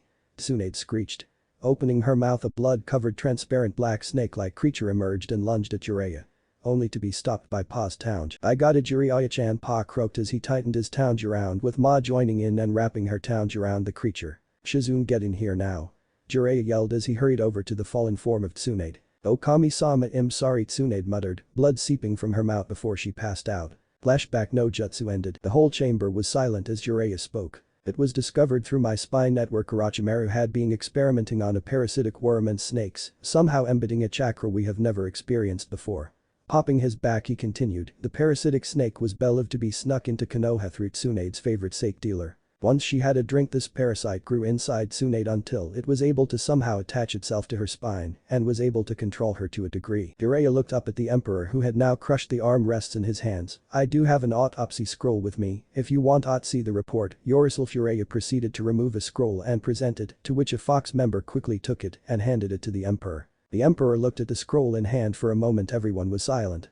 "We shall continue this trial tomorrow," and with that he stood up and walked out of the room. "It seems the emperor has moved to his private study to now make sense of what you have told us, Jiraiya-sama," the civilian council member spoke. "In the meantime, I'm afraid you will have to remain in custody with Fox until the emperor calls for you again." Jiraiya nodded sadly but still asked, "Can I see Naruto please?" It was Fox who spoke. "Only if the emperor allows it," and with that Fox shunshined Jiraiya away to the imperial palace's dungeon. After the council members had left the throne room and Yuki and Yami were the only ones left, they sealed the room up and made their way over to Naruto's private study. Upon entering, they found him slumped over his desk, his mask and kabuto dropped on the floor, carelessly reading the scroll given to him by Jiraiya. "HIB, everything okay?" Yami asked as he placed his hand on Naruto's shoulder. Naruto turned and looked at both of his older sibling, tears running down his face, and choked out, "I don't know what to do, guys." Chapter 5. The Empire shows its might to the east. Imperial Palace's dungeons. Jiraiya was brought and personally guided by his two fox guards down to the palace's dungeon, where after a few minutes of assisted walking, they finally reached his cell. Waiting by the cell door was two royal guards, and the moment Jiraiya was in front of the doors, a guard slapped a tag onto his chest. Jiraiya could only watch as the tag's ink began to spread across his clothes before sinking in and sealing itself onto his body. He was informed that dinner would be served in a couple hours before the guards locked up left him alone to his own thoughts. Jiraiya was not happy as he began looking around his prison cell. Jiraiya noted the plain bed, chair, table which were all bolted and sealed to the floor. The basic bathroom necessities were present, though there would be no privacy as he suspected. He sat down on the chair and summarized that this type of cell would be used for those deemed important but not VIP important. Leaning forward and resting his elbows on the desk, he brought his hands up to support his face and began to reflect on his plan. He had hoped that he could sneak into the empire just like he did in the other hidden villages, retrieve his lost godson and bring him back home, to not only make up for the time he should have being there for him, and to also let him resign the Toad contract, but to also show the rest of the shinobi world and their former allies that they brought him back home and hoped to get some of their former allies back on their side. But that didn't happen. In fact, everything went to shit the moment he stepped into the village and felt the security seal on the main entrance go off, and he had to make a break for it before the guards could find him. But now he was looking at the situation he was left in now. Not only was he, the great Sannin, discovered and caught alive, but now had all his chakra sealed up and was being held prisoner in a foreign country which he entered illegally. Such actions could result in an act of war, a war he knew Konoha would never win. Jiraiya slowly began to nod off to sleep, resting against his arms on the desk, remembered how the most powerful hidden village was turned into the weakest in a matter of months. Jiraiya's mindscape flashback when the information of what transpired in Konoha hit the other elemental nations, from traveling traders and from reports from their own spies within. That Tsunade had openly punished and demeaned a still recovering shinobi in public. The civilian council openly praised the Hokage and her punishing actions to said shinobi, but also removed the Third's law and revealed that not only was he in fact the Jinchuriki of the Kyuubi no Kitsune, but also let slip of the fate the loyal shinobi once he was recovered from both his wounds and his kidnappers. Furthermore were the actions again of the last loyal Uchiha. The civilian council let it be known that the cursed seal on Sasuke left by the traitor Sannin Orochimaru brainwashed him and caused him to defect, and claimed that he broke free of the brainwashing and tried to return back to Konoha, only to be stopped by the evil demon child and beaten to an inch of his life. Though the medical files of Uchiha Sasuke were edited by the civilian council to show all the injuries sustained by the demon child, no report, be it mission or medical, was shown of the entire recovery team, and specifically all of Uzumaki Naruto's medical report for the mission was mysteriously lost in a fire accident in the archives. The outcry of the nations was immediate, as each major nation made their own decree on the now missing shinobi and the very valuable missing Jinchuriki. The Yondaime Reikage openly stated to his own forces that should the two kidnappers, known only at the time as Yami and Yuki, and the Jinchuriki Naruto, be seen by any of his shinobi forces, they were to grant all three immediate political and shinobi protection and permission to enter Kaminari no Kuni and be granted asylum, with the option to join their village Kumagakure and to give Naruto assistance in training with his Bijuu. Even as going as far as secretly allowing his own Jinchuriki Ujito Nai and the Reikage's own adopted brother Killer be out on search parties. Though it should be noted that after 3 search party attempts that Killer B was given an iron claw to the head and a full thrashing followed by a lariat by his older adopted brother A, as he snuck off during one search to attend a rap concert in a neighboring town and was henceforth never allowed to leave the village again. The Wagakure simply chose to hunt them down and collect the bounty from them, as a very large bounty had been offered on Uzumaki Naruto being captured alive by an anonymous client. Though when the two Iwa Jinchuriki living in seclusion Rashi and Han were informed, they took off on their own to try find a wayward brother and look throughout the Tsuchi no Kuni and have since not being seen or heard of. Kurigakure also took the same approach as Kumagakure and offered asylum to the three should they ever need assistance or sanctuary.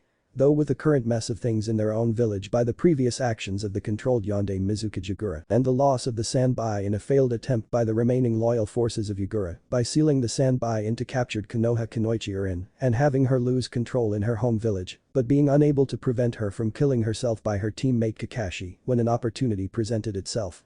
Their second Jinchuriki Udikasha is still considered MIA and Mizu no Kuni. The new Godame Mizukage Terumi took the reconstruction and unification of her village and surrounding areas, including the search for their own missing Jinchuriki and locating the site of the Sanbai's resurrection as a more pressing concern than looking for 3 missing shinobis for the time being. Sanagakure was a different matter altogether. Sabaku no Gara, the Jinchuriki of the Ichibi Shukaku, who had learnt of what happened to his very first friend upon arriving back to his village after assisting in the recovery of Uchiha Sasuke, simply walked out of the Kazukiage building and into the desert. At night the whole village awoke to the enraged scream roaring of not only the Ichibi Shukaku, but of also Gara. Konoha had the unfortunate news told to them that Gara was going to be the Godame Kazukiage, and sure enough, when he was deemed old enough and had the support of the village, he became the Godame Kazukiage, and his first act as Kazukiage was to abolish the alliance treaty between them and only left a non-aggressive treaty, stating that while they were seen as friendly, Suna would do nothing in aiding or defending Konoha in any matter. Konoha's civilian council secretly sent spokesman after spokesman trying to gain favor of the populace of Suna to denounce their demon cage and to install a more respectable cage, though every month a special parcel came from Suna to the civilian council that was the size of a matchbox. Even worse though, when Konoha released the information to each major hidden village that their Hokage was under the influence of a foreign entity, Suna refused to answer any attempts of renegotiating of their treaty. The minor villages and lands such as Takigakure, Yukihara no Kuni, Cha no Kuni, Tori no Kuni and specifically Nami no Kuni were extremely displeased with how Naruto was treated and subsequently chose to not renew their treaties and in some cases were forbidden to even enter their lands under the threat of death as Daimyo Kazuhana Koyuki had issued, along with the finding and protection of Uzumaki Naruto and his saviors. What could be noted is that upon Takigakure hearing the news of the occurrences in Konoha, their own Jinchuriki Fuuo had the Nanabai disappeared a few months later. Only a few in the village missed her and tried to attempt to search and rescue. The merchant and banking guilds throughout the civilian and shinobi nation had blacklisted Konoha as chose to either direct their own wares and businesses, opportunities offers to other lands at a cheaper price, refuse product services from Konoha, or choosing to continue to deal with Konoha at double to triple the rate. This caused not only Konoha's economy to drop very fast, but also alerted the Hai no Kuni daimyo as he lost not only economically, but also lost his political standing with the other daimyo. Something that he made quite clear on his visit to Konohagakure no Sado. Flashback 3 months after Naruto's kidnapping, the entire village council shinobi, civilian, elder and a still recovering Tsunade with Shizune faithfully at her side, along with Jiraiya and a Nico mask Anbu, were all sitting silently as the daimyo looked over each member, his fan covering his face as his samurai guard surrounded the table, and each one of them had a hand on their katana sheaths as the Shugenin Jiknishi stood at the reaticles to their daimyo. So can anyone tell me why I have not only lost my standing with the other daimyo, but lost over 60% of revenue to Hai no Kuni the daimyo? But furiously asked he looked over everyone. But before Tsunade or the elders could speak, a female civilian council member stood up and beat them to it. Daimyo-sama, the only person at fault here is the demon child Uzumaki. Naruto. All the shinobi in the room turned their gaze to her, and though they couldn't emit their ki to her for fear of retaliation against the daimyo's guards, the look in their eyes said all they needed to say. The demon child has gone and brainwashed them all with deceit and lies about our proud and wonderful village and nation. Brushing her pink hair from her Kopfbordkopf brow, she gave the daimyo a sweet smile. The only way we can recover from this is to find and kill the demon child. Then all he has done will simply wash away, and we shall be seen as a wonderful loving place again. The civilian side of the council broke into applause while everyone else in the room remained silent. It was a tense minute while everyone watched the daimyo's face go from a healthy color to a rage-filled red. You fucking stupid so. He roared at the stunned council members, causing said standing member to fall onto her chair. Uzumaki. Naruto had nothing to do with it, and you know it. Stomping over to the now seated and shaking councilwoman, he slammed his hands down onto the table. I have done a very thorough investigation with my own Shugenin Jiknishi, and the results were very unsatisfactory. Haruno Sayori. The daimyo's face now blood red as his veins started to show and truly intimidated Sayori. Daimyo-sama, Tsunade said weakly, Shizune at her side helping her stand and gently healing her with a shimsen. Just to any and all fault should fall onto me. Pushing Shizune aside, she tried to bow before him, having to rest her hands against the table to do so. If I had only been more careful. Senju Tsunade Haim, you have no right to apologize for all the actions that have taken place, waving his hand to let Tsunade sit down and to let Shizune return to healing. Tsunade. Your unfortunate incident with that snake thing certainly did cause a lot of problems, but I cannot blame you for the action that has being taken. Though the reports on the civilian council speak for itself. Waving his hand, a member of the Shugenin Jiknishi passed out several folders to the shinobi council and elders. The sounds of sharp inhales and gasps rang through the shinobi side as the majority of civilian council began to sweat. Everything that they have done have caused untold damage to not only Konoha, but to Hai no Kuni as well for years to come. Inoichi spoke out, looking up at the council as he slammed down the report he had read. About how the civilian council was raiding and seizing complete warehouses full of goods and reselling it through their own trusted stores, while siphoning off a good cut of the profits to several hidden accounts, while some of the money just simply disappeared. The Ashihai Uga then spoke changes in the education system for shinobi training to allow more civilian families easier access to the ranks by reducing the requirements needed to join, encouraging more emphasis on the Uchiha clan and only minor details on the clans, and the abolishment of all topics and information on the cousin clan of the Senjus, the Uzumaki clan. This is a blatant insult to not only all the clans of the village but to the Uzumaki clan who helped found out village and made the ultimate sacrifice during the Third Shinobi War. As he had his Byakugan activated and was just staring right at the civilian council. Danzo was swearing his head off at the civilian council in his head. Damn them stupid fools now, not only have they possibly shown evidence of my root program, but they have caused them now to not only look into my and the elders' attempts to make the Uzumaki clan disappear as they should have, but they have also lost my weapon. How can I take this to my advantage? He thought of using Shisu's Sharingan to his advantage, but the stupid old fool's sudden change from anger to calm would raise questions. But before Danzo could speak, Shikaku stood up and beat him to it. Not only that, it looks like lowering the academy standards was also done so that more civilian families that has closer ties to important sections of the village or those close to the council members who offered shares and possible business opportunity exclusive to them, only tossing the files to the floor. And the worst is not only trying to force the shinobi banks to surrender the accounts of Namikaze Minato and Uzumaki Kushina, but also employing any and all available seal breakers in secret to try access the Namikaze compound. He screamed. If Danzo was pissed, he was furiously pissed off. Now they left a paper trail. He roared in his head as he gave the civilian side of the council a death glare. I have been trying to get inside that compound and claim all the Yondame's jutsus, and they may have now blown it. He thought bitterly. The room suddenly went dead silent as Jiraiya started to laugh out loud and gain everyone's attention. Seriously? You tried to hire any seal master to break my student seals? How stupid can you be? Laughing, he moved closer to the table and laid the folder he was reading onto the desk and gave the entire room a serious glare. You do know the seals are blood-locked and any attempt to break them will cause the entire sealed perimeter to collapse on itself and cease to exist. And furthermore, how dare you try and access their bank accounts? They have been set up for a reason. And to be left out of your greedy hands with that. It was then that Haruno Sayori gained enough courage to speak again. We have to get access to them. Our beloved Yondaime Hokage left all his finances behind when he saved us from the Kyuubi. With those funds we could expand and grow this village to a greater level of prestige. Danzo was only thinking how the finances of the late Yondaime could be used to expand and empower his own route while the pink-haired howler monkey kept screaming. And that horrible monster of a Kunoichi Uzumaki Kushina was rumored to be the heir of Yuzashio Gakure and has had the entire village's funds to herself.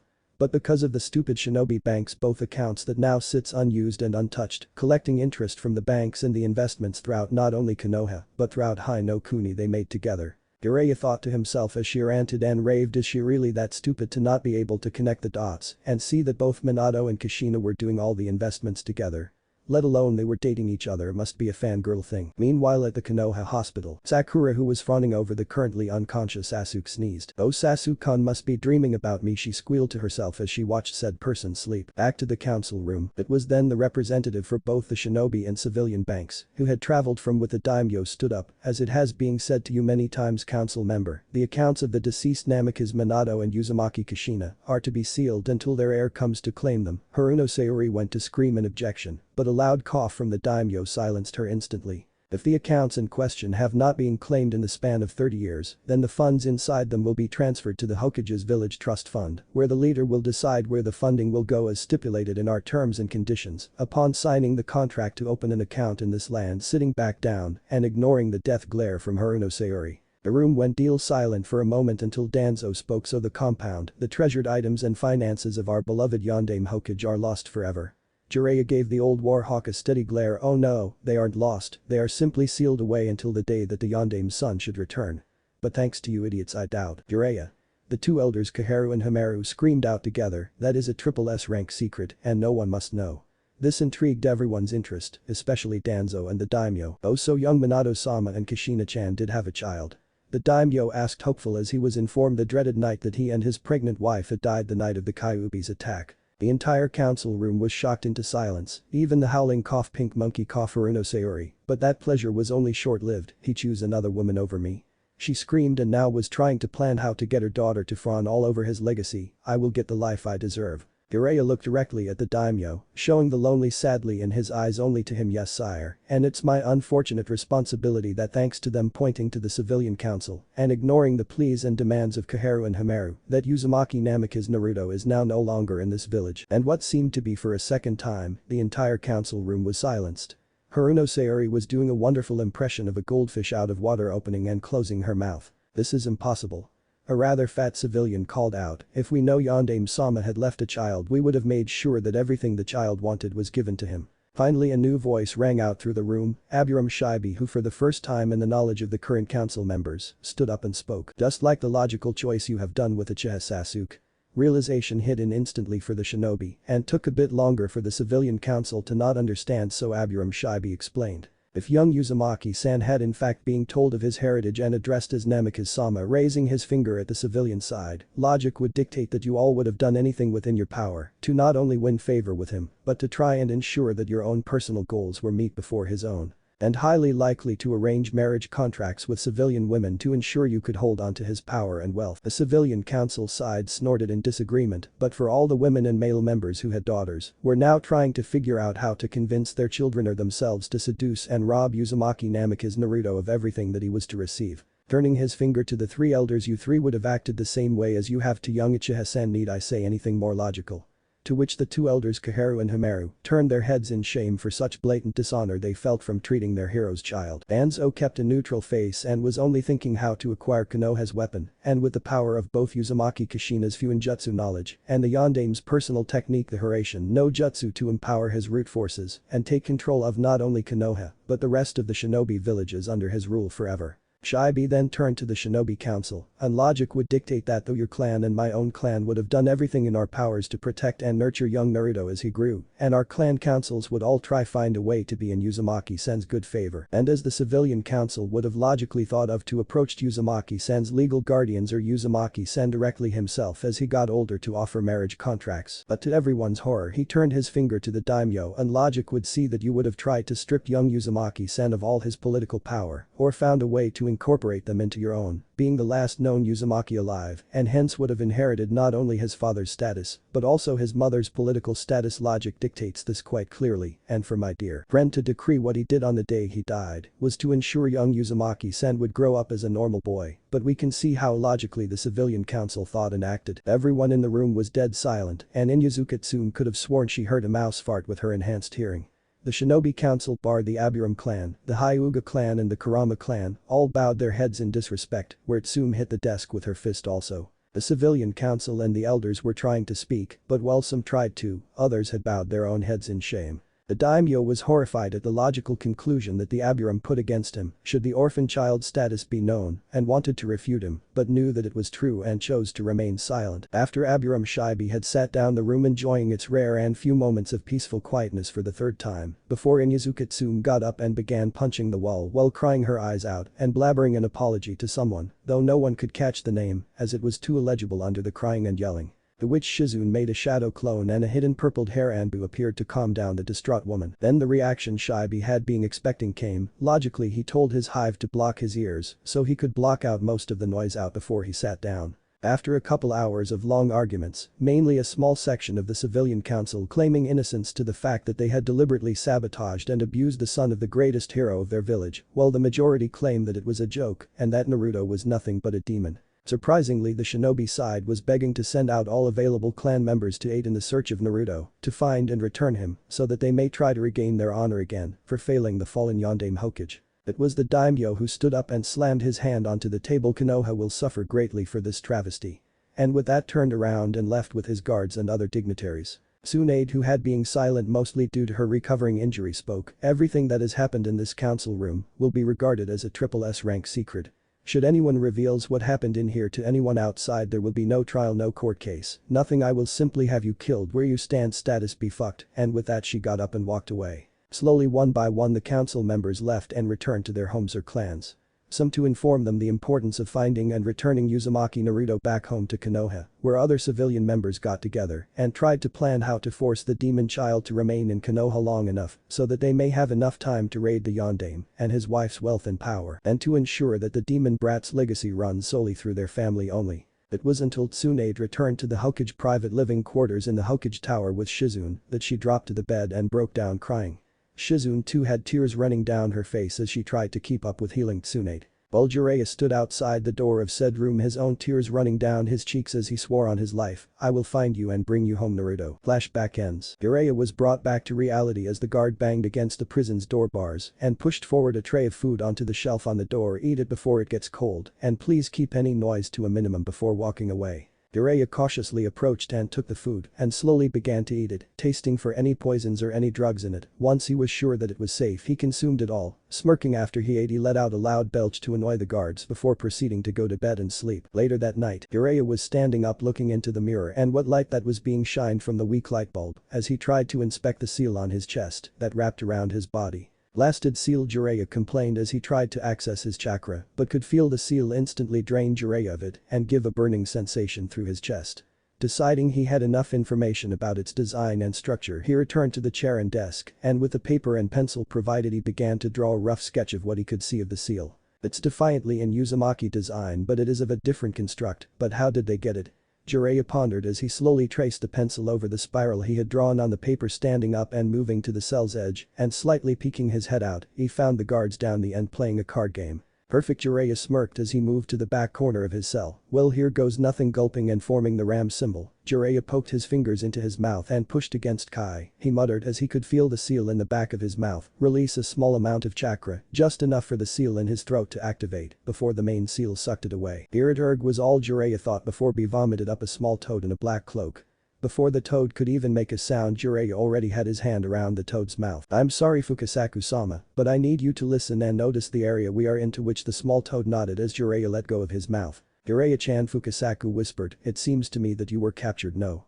To which Jiraiya could only shamefully nod. I see. The toad pondered as he hopped down from the table onto the floor. Well, guess I'll have to save the day once again. This time I hope it's not from a horde of angry women, or for that matter a village full of women you have angered. Fukasaku croaked as quietly and as humorously as he could. I assure you that it is not the case. Jiraiya spoke softly. He slowly looked around to ensure he was still alone, though I am a bit of a pickle, pointing to his chest. So Fukasaku, my entire chakra network has been sealed off, and I don't have a clue how to unseal it, nor how to combat it. Fukasaku squinted as he tried to view the seal in the poor light.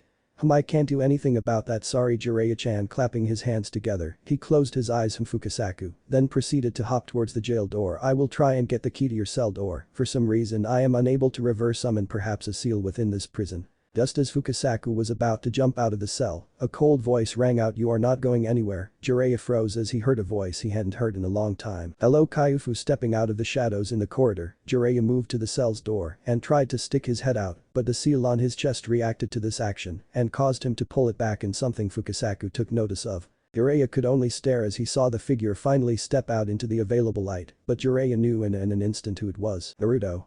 Both Fukasaku and Jiraiya spoke softly. Konoha 2 week after Jiraiya's capture, Tsunade was extremely worried. Jiraiya had missed his call and message a week ago and now feared she had lost someone else dear to her heart. You stupid oaf, you better be just checking in late. I don't know what to do if you were gone too, she muttered to herself as she finished filling out paperwork. Looking over the village, she saw the state it was in now. Where over 10 years ago when she took office, the village was full of life and prosperity, now the village was a former shadow of itself. A few days after the meeting with the daimyo, a civilian council member, one Hidemo Shikunji, who was in charge of the market district, had gone against what Tsunade had ordered and told his little market council the truth of the meeting, and with that his fate was sealed. Once the market council had started to blab to the populace, they were all rounded up by the Anbu, but it was too late. It was discovered by Ibiki through his persuasive methods with a few of his visitors, how they learned the secrets of the SSS ranked meeting through Hidemo and his personal market council. Needless to say, they were all brought before Tsunade so she could go through with her promise and personally delivered the punishing blow. But the damage done by them was irreversible. The truth of Uzumaki's lineage spread like wildfire and the typical reaction came. Just under half of the civilian populace outright denied the truth and demanded the immediate death should the demon ever return to the village. The other half, mainly the shinobi forces, were horrified that they had not only dishonored their beloved Yondaime Hokage, but they had allowed the civilians to abuse and torture their hero's only child. The final quarter of civilians and a small section of the shinobi forces could not live with the shame of what they did or allowed to happen to their hero's chid and simply chose to end their life. Tsunade was greatly saddened by this loss of unnecessary life, but was irrelevant, as once the other elemental nations found out, it was as her Takebetsu Jonin Mitarashi Anko put it, Konoha has being hit by a shitstorm, and furthermore Konoha lost its position among the other nations. The fire daimyo also lost his standing among the other daimyos and in retaliation taxed Konoha heavily. The civilian council were outraged about the additional taxes imposed on them, as it was their fault for how Naruto was treated through the years. Though Tsunade couldn't say it, she loved the reaction of the civilian council and the additional taxes owed by them. Though it was surprising to find some members of the civilian had used funds from accounts that were unknown to even those within Hai no Kuni's taxation department, so once those who had hidden accounts outside Hai no Kuni and were evading taxation were caught, were taxed even further. Though some managed to cover their tracks and not get caught. At Konoha's Kekai-han, nothing interesting was happening today, as Katetsu Hagane and Izumo Kamizuki and the rest of the interception division were currently playing cards. So boring, Katetsu sighed as he dropped 2 cards. Things were much more interesting when Naruto used to pull his pranks. The entire interception team let out a chuckle as they all started to reflect on the orange-clad shinobi's pranks during his academy years. So think we will ever find him again? A branch Hyuga teammate asked as he dropped 3 cards. It would do great to see Lady Hinata smile again like the old days. It was no secret that Hyuga Hinata had a crush on the young Jinchuriki Uzumaki Naruto. When the village praised and thanked Kami that he was gone, Hinata fell into a depression until after a clan meeting a year after her attitude changed after rumors she murdered an elder in cold blood after he bad-mouthed Naruto and the young heiress's love and adoration of him. And ever since that day the young heiress had turned from the sweet kind-hearted girl to a cold and generally uncaring Hyuga princess and soon-to-be clan head, only her team and those who treated Naruto as a real person she showed emotion. Something that the Hyuga's branch members truly missed and wished to return. Okay ladies, shall we finish this game? Izumo smirked as he looked over his cards. I'm feeling lucky today, he sang as everyone prepared to show their cards. Code Red, I repeat, Code Red. A detection member screamed, alerting the interception team, who immediately jumped from their desk to the room. As the interception team looked up to the floating ball of water resembling the seal around Konoha, they saw 4 spikes slowly begin to push into the water sensor sphere. 4 subjects approaching the village, 2 of them ranked Jonin level 1 cage, and the other is Biju leveled. Screamed the robbed man. But Naruto have returned. Everyone in the interception team thought. Where are they headed? The Hyuga branch member asked as he activated his Byakugan to try and locate them himself. Targets are approaching the main gate. The robbed detection member seemed to ask himself. Estimated time of arrival 25 minutes.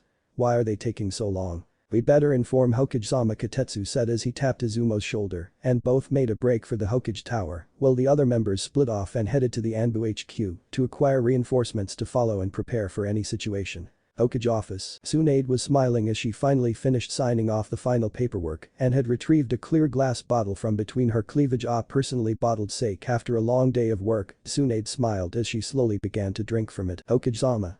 Izumo screamed as he burst through the door, only to receive an empty bottle to the head.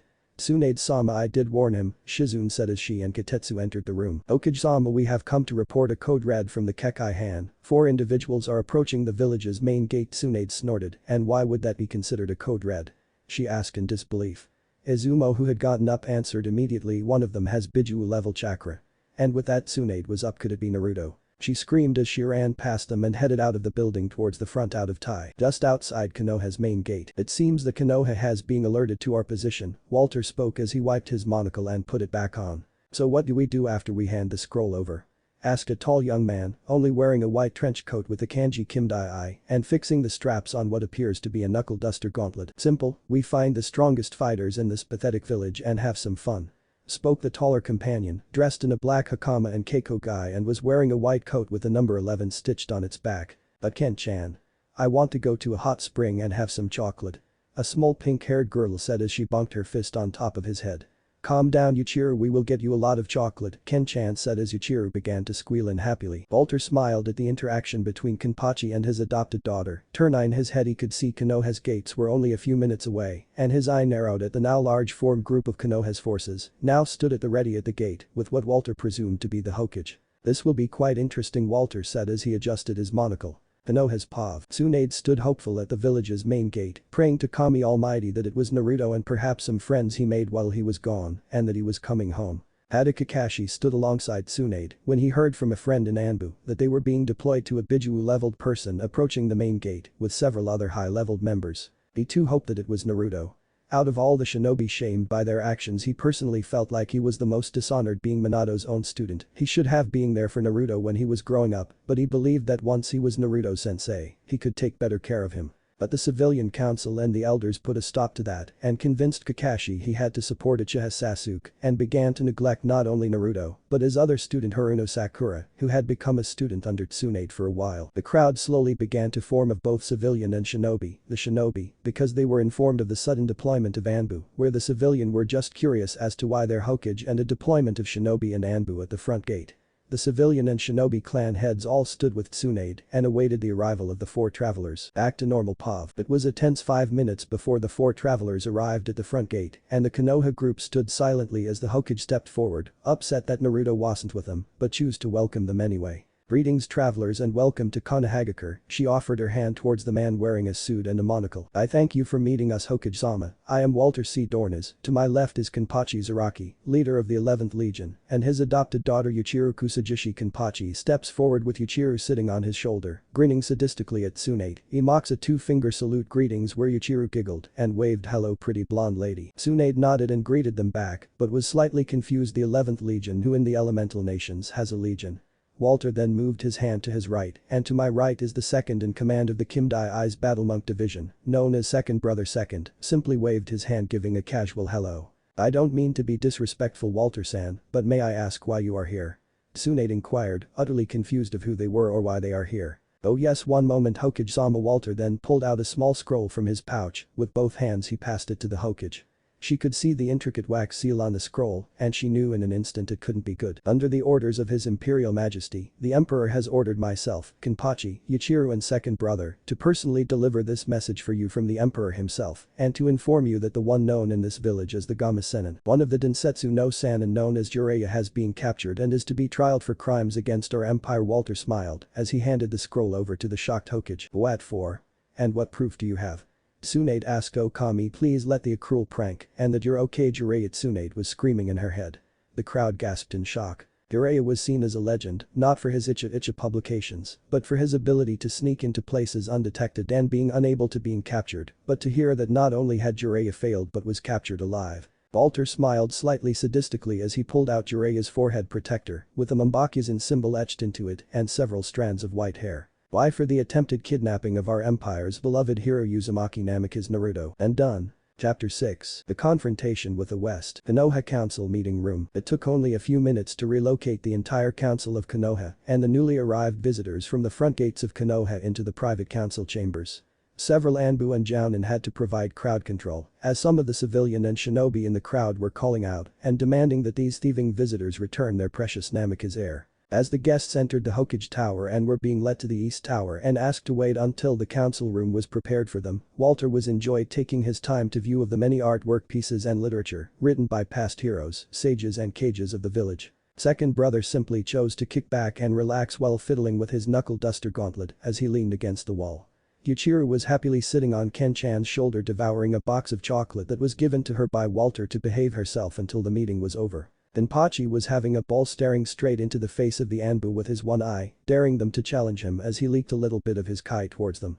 The Anbu, though were able to stand, found that their bodies were shaking. It was a short 5-minute wait until the council doors opened, and with a breath of relief from the guarding Anbu, that the group was permitted to enter and were seated in the middle of the room.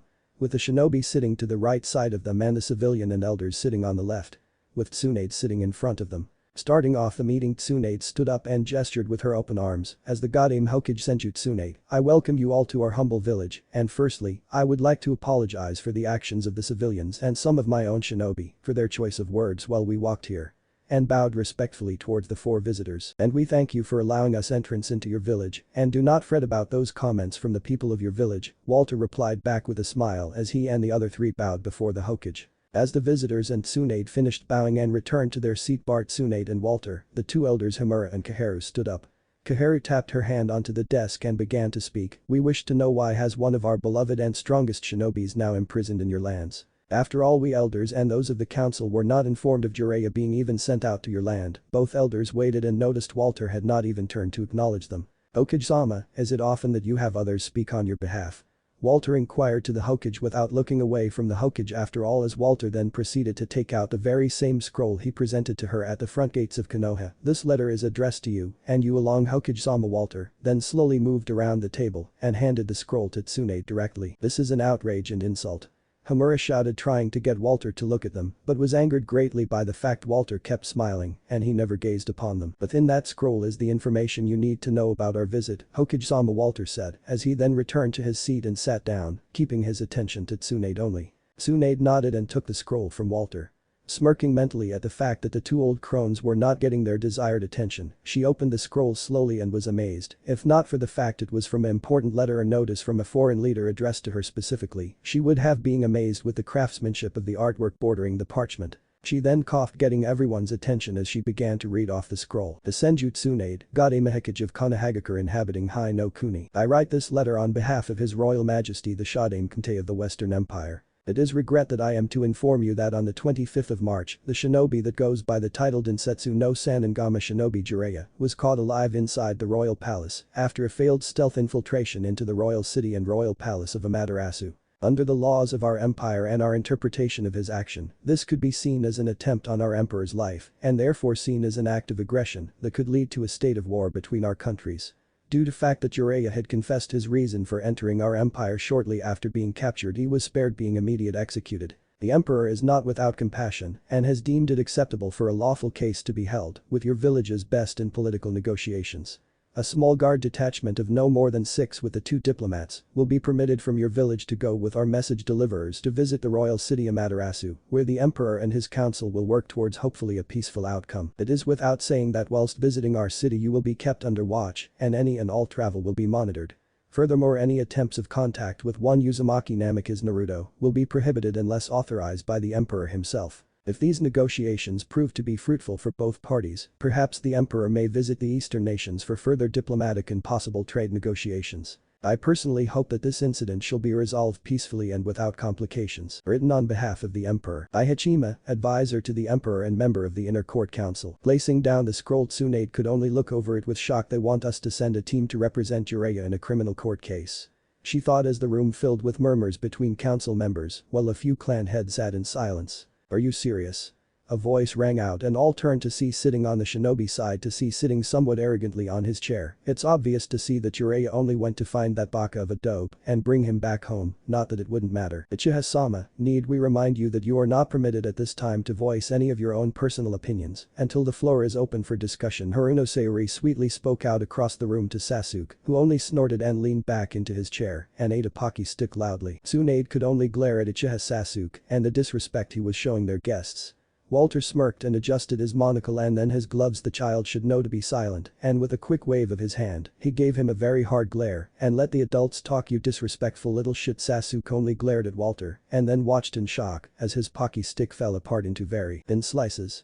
How did he do that? Sasuke though before his ears were assaulted by the one and only Hokage-sama. He is attacking Uchiha-sama, arrest him. Sayori screeched whilst pointing at the Walter, resulting in all members in the room to cover their ears, bar the 4 visitors. Oh, I didn't know Konoha had a tamed banshee, as a civilian second brother said, with the utmost honesty one could have in their voice. Meanwhile in Konoha, a certain pink-haired Kunoichi sneezed loudly. Oh, Sasuke-kun must be thinking about me, giggled Sakura as she walked down the street with her groceries in hand. Back in the council room, the room instantly fell into a state of stifled giggles and snorts, besides said screecher and Sasuke, who was glaring at Walter with his Sharingan activated. How dare you attack me? I am Uchiha Sasuke, elite shinobi of Konoha and the one to defeat Orochimaru. Walter just snorted and turned his attention back to Tsunade. Hokage-sama, we will permit you only 3 days to prepare your diplomatic team as we have a long journey ahead of us, Walter said, bowing to her before sitting down. The Haru had enough and slammed both her hands down on the table. How dare you? First you attack Uchiha Sasuke, then you have the audacity to order our Hokage on what to do. And the most important is that you show no respect to the advisors of the Hokage. Second could only let out a light laugh. Respect. It's earned not given, and by the Gaki told us, be lucky we aren't smashing your skulls. And the civilian jerking his thumb to the civilian council side in for how you had him live and treated for the 12 years he lived in this cesspool of a village. Walter smiled and nodded in appreciation toward second.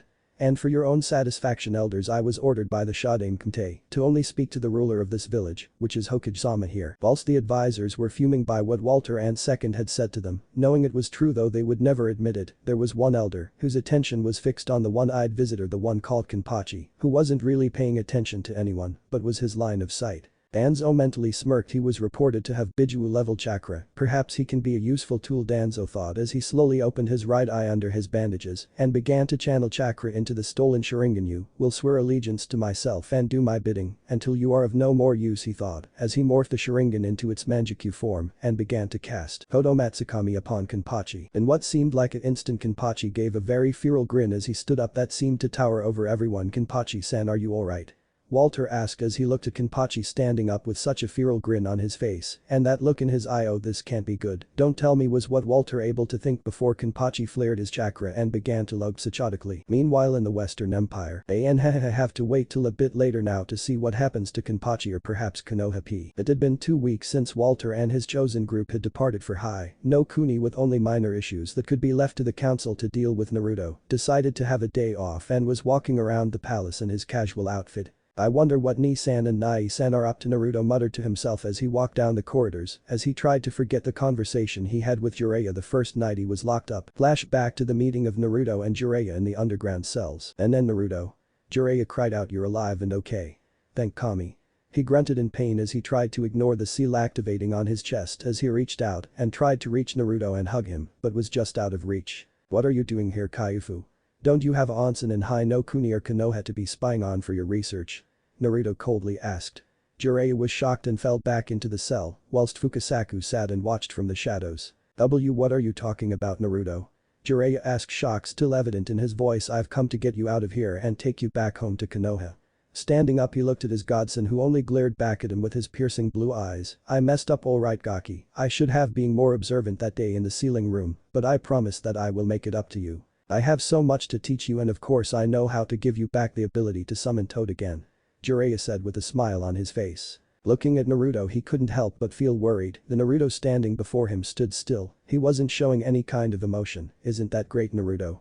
Jiraiya said, worried? You can be just like you were before. Shut up, Naruto screamed, shocking Jiraiya to the floor once more. Do you think I want to go back there? Naruto asked, anger lacing his voice. And why would I want to go back with my Kaifu, who left me alone in Konoha for the first 12 years of my life? Naruto took a step closer to the cell bars, who taught me with only the barest of instructions and left me on my own without any further assistance to go peep on women and spend my hardy ARNTRIO in those cheap whorehouses. Taking another step closer, he watched as Jiraiya moved away. And who was it who just SAT back for a whole year before getting off his ass and actually look for me? Naruto all but yelled, flaring his chakra. Jiraiya could only sit there and look on in horror as Naruto tore him a new one and felt he was losing the little hyperactive boy he once knew. What happened to you, Naruto? Is it because the seal broke? And in that instant Naruto's blue eyes seemed to have darkened. Yeah, I did change once the seal broke after all. I finally found out who my parents were after they appeared to repair the seal and asked why didn't my Kaifu look after me like you promised. Jiraiya's face dropped as he started to shed tears and to hide his shame-filled face. So Kaifu, are you going to tell me why you left me abandoned in Konoha for all those years and only took notice of me when Naruto placed his hand over his stomach when the Biju sealed within me was threatened?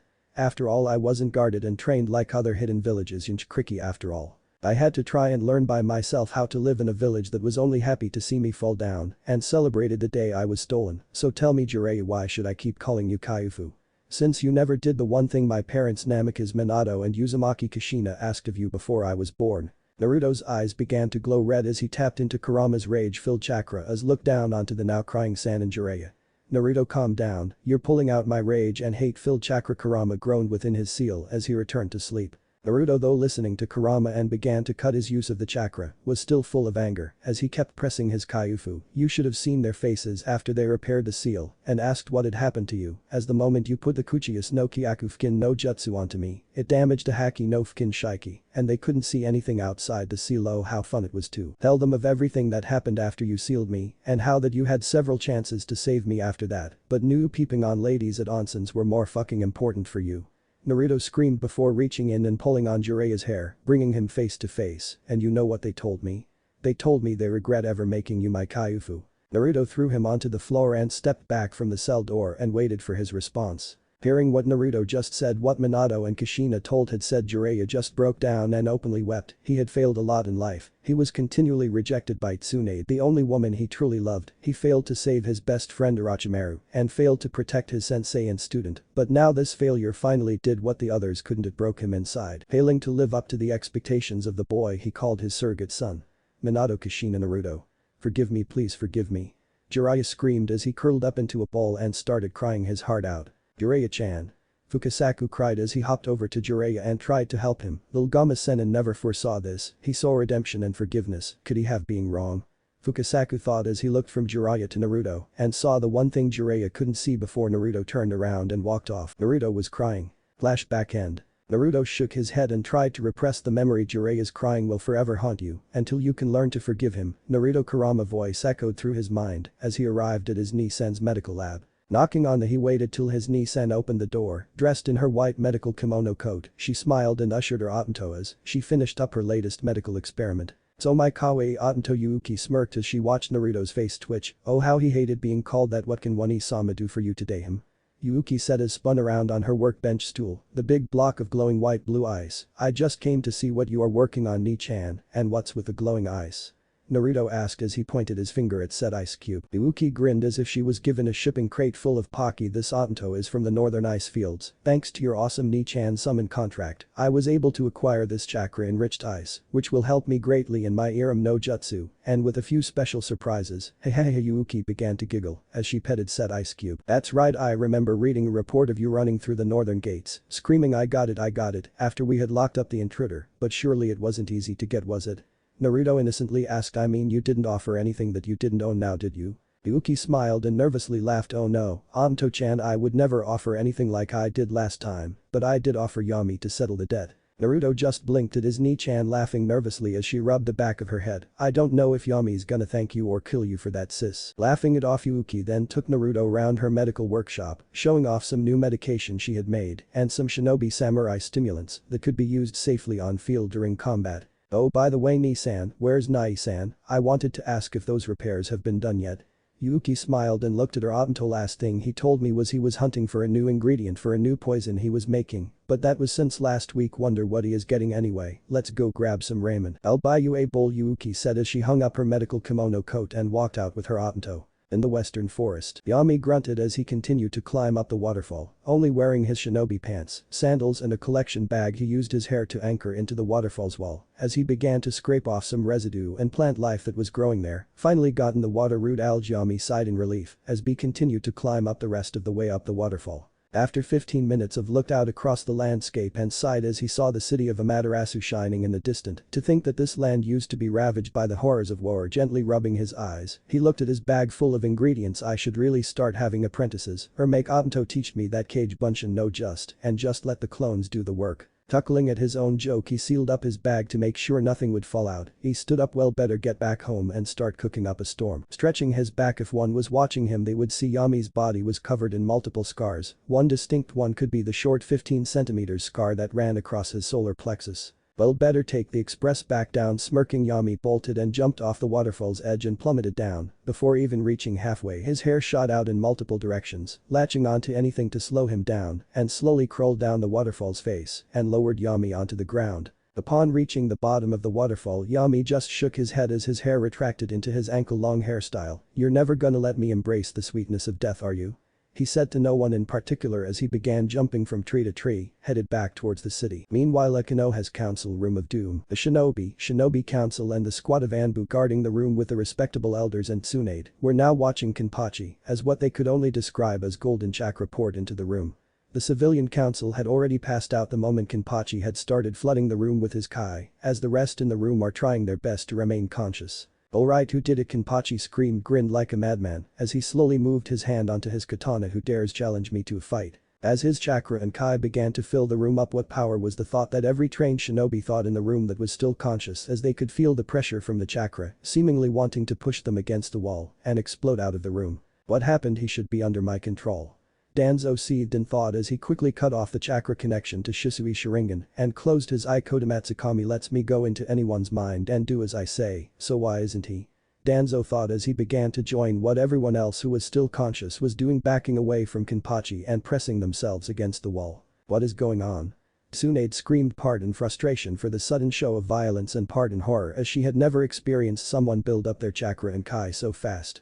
She struggled to remain conscious as the chakra and kai Kenpachi was releasing seemed to be filling up the room, and one would say crushing them under it. Then without warning, the ceiling and roof of the room gave way to the chakra pressure Kenpachi was giving and simply blew away, letting the entire village not only see and feel the maliciousness of the chakra, which grew past the Hokage monument in height, to which many civilians, genin and Fuchunin, passed out from, but the whole village got to hear his insane laugh. Walter stood still, unaffected by Kenpachi's sudden explosion of chakra, and simply fixed his monocle as he turned to Tsunade. I'm afraid someone in the room has challenged Kenpachi to a fight. Tsunade looked in disbelief as Kenpachi slowly drew out his worn down and what one could say badly chipped katana. My assumption is that by someone trying to cast a genjutsu on him. Walter finished speaking. The Tsunade and turned to the maniacally laughing Kenpachi. Pulling out a scroll, Walter wiggled it in front of him. Kenpachi, remember what Naruto said about our visit? Kenpachi's laughter stopped, but his chakra still burned strong around his body. The little gaki promised me a good fight when we get back home, Kenpachi replied as he glared his one eye at Walter. Very good, Kenpachi-san, but do you remember the agreement you signed with young Uzumaki-sama? Walter smiled as he held the scroll in front of Kenpachi. The what seemed like an eternity to everyone else still conscious in the room, but was only a good 20 seconds. Kenpachi stopped flaring his chakra and kai and snatched the scroll from Walter. "You're no fun." Walter. Kenpachi groaned as he took his seat and waited. The remaining conscious council members were flabbergasted as Kenpachi's sudden rampage simply stopped. "G as Ken-chan. Did you have to ruin my chocolate time?" Yuichiro screamed and began banging her sheathed katana against Kenpachi's head, who only groaned in annoyance as a reply. Walter hurried over to Tsunade and bowed before her. "I'm sorry Hokage-sama for the damage caused by Kenpachi, but without the Shodaime Kente here or Uzumaki-sama calming down Kenpachi is near impossible. It's only fortunate that Uzumaki-sama was able to make a deal with Kenpachi, offering to help Tsunade up." He smiled. After being helped up by Walter, then her Anbu squad. Tsunade called for a recess to the meeting until tomorrow and to inform the village that everything was under control. Out of all the people in the room, only 2 people were outraged by the show of power. Danzo for his inability to control Kenpachi with his Kodomatsukami. "It seems I will have to go and see if the implant is wearing off. My Kodomatsukami has never failed me before," he thought to himself as he left the tower to his personal residence. The second was Uchiha Sasuke. "How dare someone have power that exceeds my own? All power like that should belong to the Uchiha automatically. I have to find out how he is so strong." As he headed off to his clan compound to figure out a plan to find out how to get the same power for himself. Walter, second brother, Kenpachi and Yuichiro walked through the streets, to which everyone basically cleared the streets for. "So Walty-san. Where are we staying tonight?"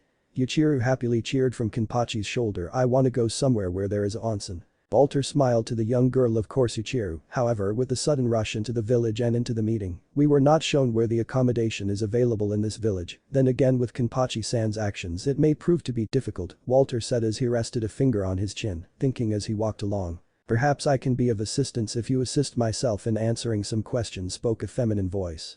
Turning around, they saw a young lady in a very expensive kimono, her midnight blue hair hanging over her shoulders, the yin and yang symbol proudly shown on her kimono, but what caught everyone's attention was her lavender white pupilless eyes that seemed rather cold. Walter smiled. He knew who this girl was instantly. "Lady Hyuga Hinata, I presume?"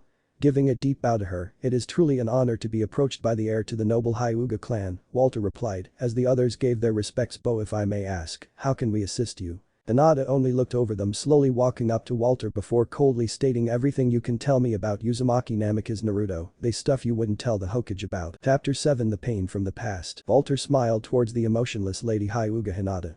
"Of course Hinata-sama, but we can only tell what we are permitted to, of course. We do not want to get further into trouble with this village," Walter said with a sweat drop as he turned his gaze to the Hokage Tower, where the structure to the left of the tower was undergoing emergency repairs. Hinata kept her cold glare on the travelers for a moment until, raising her left hand, in an instant 4 Anbu-dressed Hyuga guards appeared with their heads down before Hinata. "Ajoku-san, please have the VIP guest room prepared for our 4 Western delegates. They will be residing there until they are ready to leave, and do remind the elders that they are not permitted to interfere in any way," Hinata coldly said with authority. The 4 Hyuga guards all complied and disappeared. "Your guest room will be ready by the time I take you to the Hyuga estate. In the meantime, would you care to join me for lunch?" Hinata said as she turned and walked down the street. Second brother whistled softly. "Damn, she's cold as ice. Wonder what happened to the girl Naruto once knew."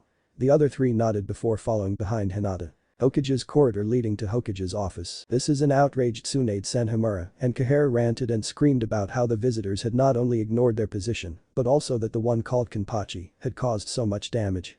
"We demand you make an example of them and demand the emperor give us compensation for the damage." Tsunade finally had it and spun around, grabbing them by their wrinkled throats, lifted them, and smashed them against the wall. "Would you both shut the fuck up and look at the bigger picture?" She screamed all but in their face. "You both should be worrying more about who casted the Jinjutsu in the meeting room where no jutsus can be used." Dropping them down, Tsunade stormed down to her office door and opened it and stood there in shock. "Kakashi, what are you doing here?" Standing in her office, travel pack resting against his leg and his attention as always focused on his Icha tactics.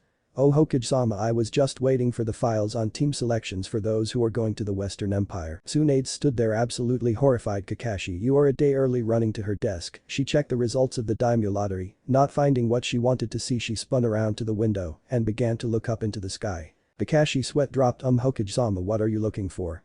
This is surely a sign of the apocalypse. You're a day early," Tsunade screamed. Meanwhile in the Western Empire, Naruto was enjoying his walk through his garden, debating on how to approach the situation with Jiraiya stopping. Naruto felt an ice cold shiver run down his spine before his body shivered violently. Looking up to the sky with horror, he quickly bolted back inside the palace. Several Fox agents appeared and ran over to their emperor and surrounded him in a protective formation.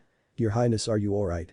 one of the agents asked. "I don't know," Naruto said while shivering in the corner of the room. "I feel like something that shouldn't be has been." The Fox agents were stupefied as to why their emperor was acting like this. Back in Konoha's market district, Hinata walked down the main market street. Both civilians and shinobi alike moved out of her way as she passed them.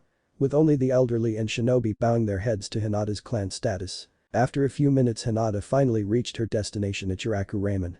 After the civilian council managed to null and void the third Hokage's law, the civilian population of Konoha started to not only openly curse Naruto as the Kyuubi incarnate, but they began to attack both verbally and physically anyone who supported Naruto, and of course, the older generation continued to poison the minds of the younger generation. Pulling back the Norin, she let out one of her rare smiles to the couple running the store. "Am-san, Ichiraku-san, it is wonderful to see you both again," Hinata spoke as she took her seat. "Ah, welcome Hinata-san." AM smiled warmly and moved forward to the counter, and how can 3am froze up on the spot as Kenpachi lifted the Norin and slightly hunching over entered and grinned. "Well, hello there, En-chan, don't scare the pretty lady." Yuichiro screamed as she slammed her pink-sheathed katana against Kenpachi's head before jumping off his shoulder and taking a seat and smiling at AM. "I'm hungry," she shouted happily. Ichiraku had walked in just as Yuichiro started bashing Kenpachi's head and stood there shocked. "My deepest apologies to you both," Walter said with a bow as he entered the stall. Kenpachi is easily forgetful of his appearance when meeting new people, smiling warmly to the chef. "Ah, that's okay, totally understandable I think," Ichiraku said as he watched the three men take their seats, or the two take their seat and the tall one squatting down. After their orders were taken, Hinata turned back to Walter and her emotionless face returned. "So tell me, Walter-san, before you answer any questions of mine, is there anything you would like to ask me?"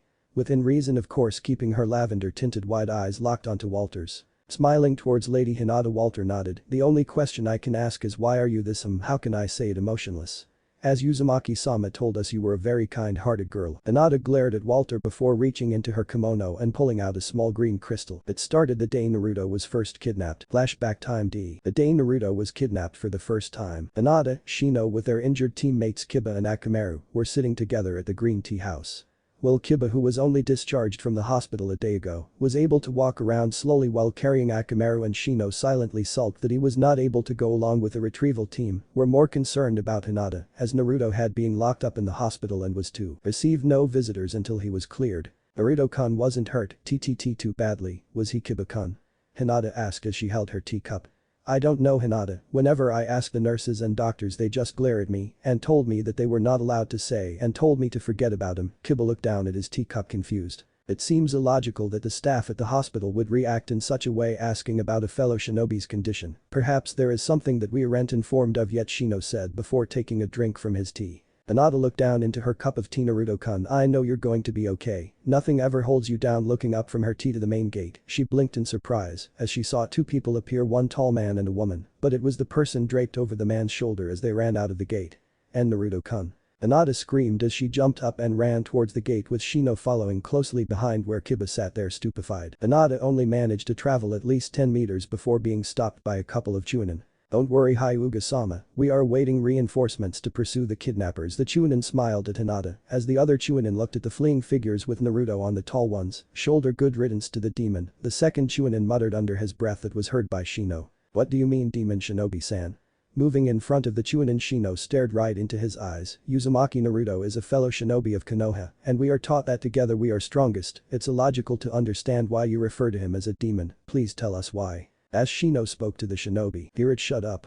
You know it's forbidden."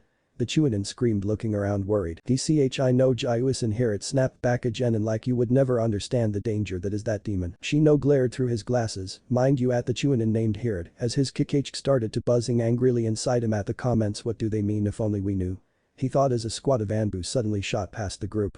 Looks like everything's under control now," Jaiusin said, trying to calm the situation as he stepped between Shino and Hirid. "I think you better take Lady Hyuga, she doesn't look too well." Shino turned to Hinata and was shocked to see her wide-eyed and trembling. "He isn't a demon," she muttered over and over as Shino calmly placed a hand on her shoulder. "He is indeed not a demon, Hinata. Now let us go back home," Shino encouraged as he gently led Hinata away from the gate. Do not worry Hinata, I am sure that Naruto will be rescued and the kidnappers apprehended sitting Hinata down on a bench near the front gate. If you like to Hinata, Shino, Akamaru and I will sit with you here until you are required to go home, Kiba said as he walked up slowly with Akamaru in his arms. Thank you Hinata mumbled as she sat down with her teammates and waited. Flashback 1 ended. Hinata slowly ate the ramen that was in front and continued her story, though I was not present when Naruto did return on his own free will and was kept locked with the main family members when the shinobi and Kunoichi forced their way into the village by the summoned gorilla. A week after Tsunade-sama's condition was made known to the shinobi forces and clan heads. Flashback to begin P. That night at the Hyuga compound's clan meeting room, Hinata sat next to her father as he and the clan elders began their emergency clan meeting. She didn't want to be there, but she didn't want the elders to use her absence as a means to continuously demean her position as heiress. Furthermore Hiashi, with the recent events we should solidify our standing position as the most powerful clan in Konoha and not aid in the demon's recovery. An elder by the name of Urajiri called out. The Hyuga clan is one of the most powerful clans within Konoha and to stand back and do nothing will result in our downfall. Another elder shouted back as Hiashi sighed and rubbed his temples. Damn these idiotic elders he thought to himself as he watched the elders scream back and forth. Looking down to his sides he saw his second-born daughter and heir to the clan, Hanabi sitting attentively, even though he could tell she was trying her best to not break face. She will be a fine clan head he thought to himself. Turning to his firstborn, he mentally sighed as he saw she had her head down and was clenching the legging of her kimono tightly in her hands. Where did I go wrong with you he thought neutrally. Sure Hiashi saw over her squad reports and saw that she was improving greatly, but it wasn't enough in his opinion, and to make things worse, she had fallen into a depression when she was informed that the boy she had a silly crush on had been rescued by those kidnappers. If she doesn't improve the elders will have the material they need to brand her. Frowning slightly to that thought he turned back to the screaming elders and called for silence, but before he could speak when the room went silent. Hiashi you know what we must do. We must not aid in the recovery of that damn demon. Urajiri screamed to Hiashi it is better outside Konoha. The only way the Hyuga would assist is to kill it. Hiashi frowned at the elder, holding his hand up for silence. He was about to speak. Hinata spoke for the first time in any of the Hyuga meetings she had attended. Naruto-kun is not a demon you are she said in a soft but neutral tone. The room was dead silent and Hiashi was shocked silent as he turned to his daughter. What was that you failure of a heir? What did you dare say to me? Urajiri screamed as he rose from his kneeling position and advanced towards Hinata to kneel in front of her and scream directly at her. Hinata, without lifting her head said again Naruto-kun is not a demon you are. Urajiri's face turned bright red as he prepared to scream, then a sickening smile spread as he gleefully spoke. I would simply love to get the demon and bring him before you after all the whole clan know of your infatuation with that demon. You would dishonor our powerful and noble clan. Well I shall fix that by finding him, bringing him before you and leaning down, so his mouth was right next to her ear, and spoke with such venom, so all could hear I will rip out its heart and blow his brains out with a jukin to the head. The whole room gasped in horror as what Urajiri said. Hanabi covered her mouth with her hands, both horrified by what the loving elder had said to her older sister. Hiashi was stunned. How dare he speak to her like that he thought as his Hyuga blank face cracked but remained silent for the moment. He wanted to see what Hinata would do as he held a small amount of pride in seeing her stand up for her own belief. If one were to see Hinata's face, they would see the sweet innocent girl replaced by a neutral and face with eyes filled with rage and sadness, and with a neutral voice she spoke into Urajiri's offering ear. Don't worry I can kill the demon myself she spoke, her voice full of venom for the first time. Urajiri smiled thinking he had finally broken the girl, but suddenly he felt the inside of his chest suddenly scream in pain as he spewed blood from his mouth. Looking down he was horrified to see Hinata's hand placed over his heart and without a chance to move or retaliate, his eyes rolled into the back of his head and he fell down beside her. Hinata remained kneeling there, the blood of the elder staining her white Hyuga kimono, looking around the room to see the reaction of the present elders and felt something she never felt before. Was it pleased? She thought as she saw that everyone in the room looked at her horrified. Turning to her father and sister, she saw her little sister Hanabi both horrified and crying as she held onto her father's robes. Hiashi was once again left without words and scared of how cold and callous she had acted, but deep within he was proud, disappointed of what she did of course, but still proud. Father Hinata spoke neutrally. You will aid the Hokage and show that we are a loyal clan to Konoha won't you? She said before standing up and leaving the quiet room. Flashback 2 ended. Hinata looked up from her bowl of ramen and towards her guests and saw that not one of them seemed repulsed by what she had just said. Pretty lady stood up for Naruto Nai-chan. She should get a medal. Yuichiro screamed happily as she finished off the broth in her bowl of ramen. Walter smiled towards Lady Hinata, both his bowl and chopsticks somehow immaculately cleaned. Well, that does explain quite a lot, Lady Hinata, seeing as how you have finished your story. There is but one slight question I would like to ask. Hinata turned and glared at Walter, but all he did was smile at her, and this one comes straight from Uzumaki-sama. Hinata froze, and her emotionless face broke with a light blush across her cheeks. Naruto-kun has a question for me? Hinata asked in true disbelief. Yes, Lady Hinata, he asks if his most precious person is still hold on to his most cherished treasure. Hinata blinked shocked and placed her hand over her heart. Walter smiled at this action. I shall take that as a yes. Standing up and pulling out a scroll, he placed it onto the counter. Sir Tenchu and Lady Am, this scroll is for you both by Uzumaki-sama, and this, putting his hand into his pouch and pulling out a small bag, should cover his IOU with interest. The chief and daughter were shocked and gratefully accepted the scroll and bag and began preparations to close up shop. Well, Lady Hika's second brother said as he took out a travel flask from his coat and took a swig from it, if it is allowed, I would like to see where we will be sleeping tonight. Walter turned with a sharp eye to second brother, who simply shrugged it off and took another swig. Kenpachi managed to get out of the stand without breaking anything with a now sleepy Ichiro on his shoulder. Ken-chan, I wanna go sleepy, she muttered as she rubbed her eye. That's sure this way, Hinata said as she tried to compose herself back to her emotionless self. Well, her heart was doing backflips and beating harder than it ever had. It should be noted that Tenchu Ichiraku and his daughter, after closing shop and returning home to read the letter and later admitted themselves to hospital, as when they opened the small pouch, out poured various gems and gold nuggets. Already Tenchu had plans to expand his influence, expand his business to the west. Yes, the Western Empire Imperial Palace. The day after Yami returned from ingredient gathering, Yuki was running around the palace checking every room she could. Damn it, Yami, where are you? She screamed. Yami had promised me my custom item would be finished today. She ranted in thought as she checked room to room. After a good 4 hours she gave up and returned back to Yami's workshop and began to look for her custom gear. Come on, it's got to be around here somewhere, Yuki muttered to herself as she moved various bandaged items and other weapons and gear. It will be done tomorrow morning and polished for you, he said. It will be the greatest creation I've made for you yet, he said. She froze as she came across Yami's work calendar and saw the date that was marked with the day I lost my humanity. Why would you go back there again? Unless her eyes widened in horror as she turned and bolted out of his workshop. The Toko-kun, where are you? She screamed as she looked for her cousin. Unknown location. Yami stood in the now darkened corridor of Laboratory 10, a site which during the Unification War still haunted him to this day. If one were to light up the area, they would see remains of a horrific battle that took place. White bones and red blood stains still remained in this sealed-off facility. I should have died that day, Yami spoke to himself as he walked down the corridor. Walking down the corridor and various connecting rooms brought horrific flashbacks for Yami. The screams, the pleading, the innocent who were begging for death, and the hollowed laughter of Zoran and his encounter with her. Fucking Jinjutsu bitch, Yami groaned as he turned around the corner to find Zoran's scythe still embedded into the ceiling, a bone-white hand and forearm still clenching onto it. Yami stood there for what felt like an eternity, looking at the arm and remembering that horrible day. You can come out now, Yuki, Yami sighed, but kept his eyes on that black scythe. You know Naruto has forbidden you to come here, Yami, Yuki said as she walked out of the shadows and behind Yami and placed a hand on his back. It's getting worse, isn't it? She asked, with sadness in her voice. If the seals hold, I have probably 5 to 8 months, Yami said with a dead voice. It's fucking funny, isn't it? 6 years into the war we came here on this day to stop Nobunaga's experimentations and sniff if I wasn't so fucking careless. Dropping to his knees he began to hit the floor, letting out a string of curses to Nobunaga, Zoran and the almighty Kami. If I didn't come it would not have awoken. And I wouldn't be in this situation. Yami screamed out his pain and frustration. After a moment of silence, Yuki stood beside her friend and saw how broken he was. Yami turned his head and looked up to his best friend, his only friend that he would show these moments of weakness to. Not ever Naruto, who he considered a brother in all but blood, had ever seen him this broken. Is there a way to stop it?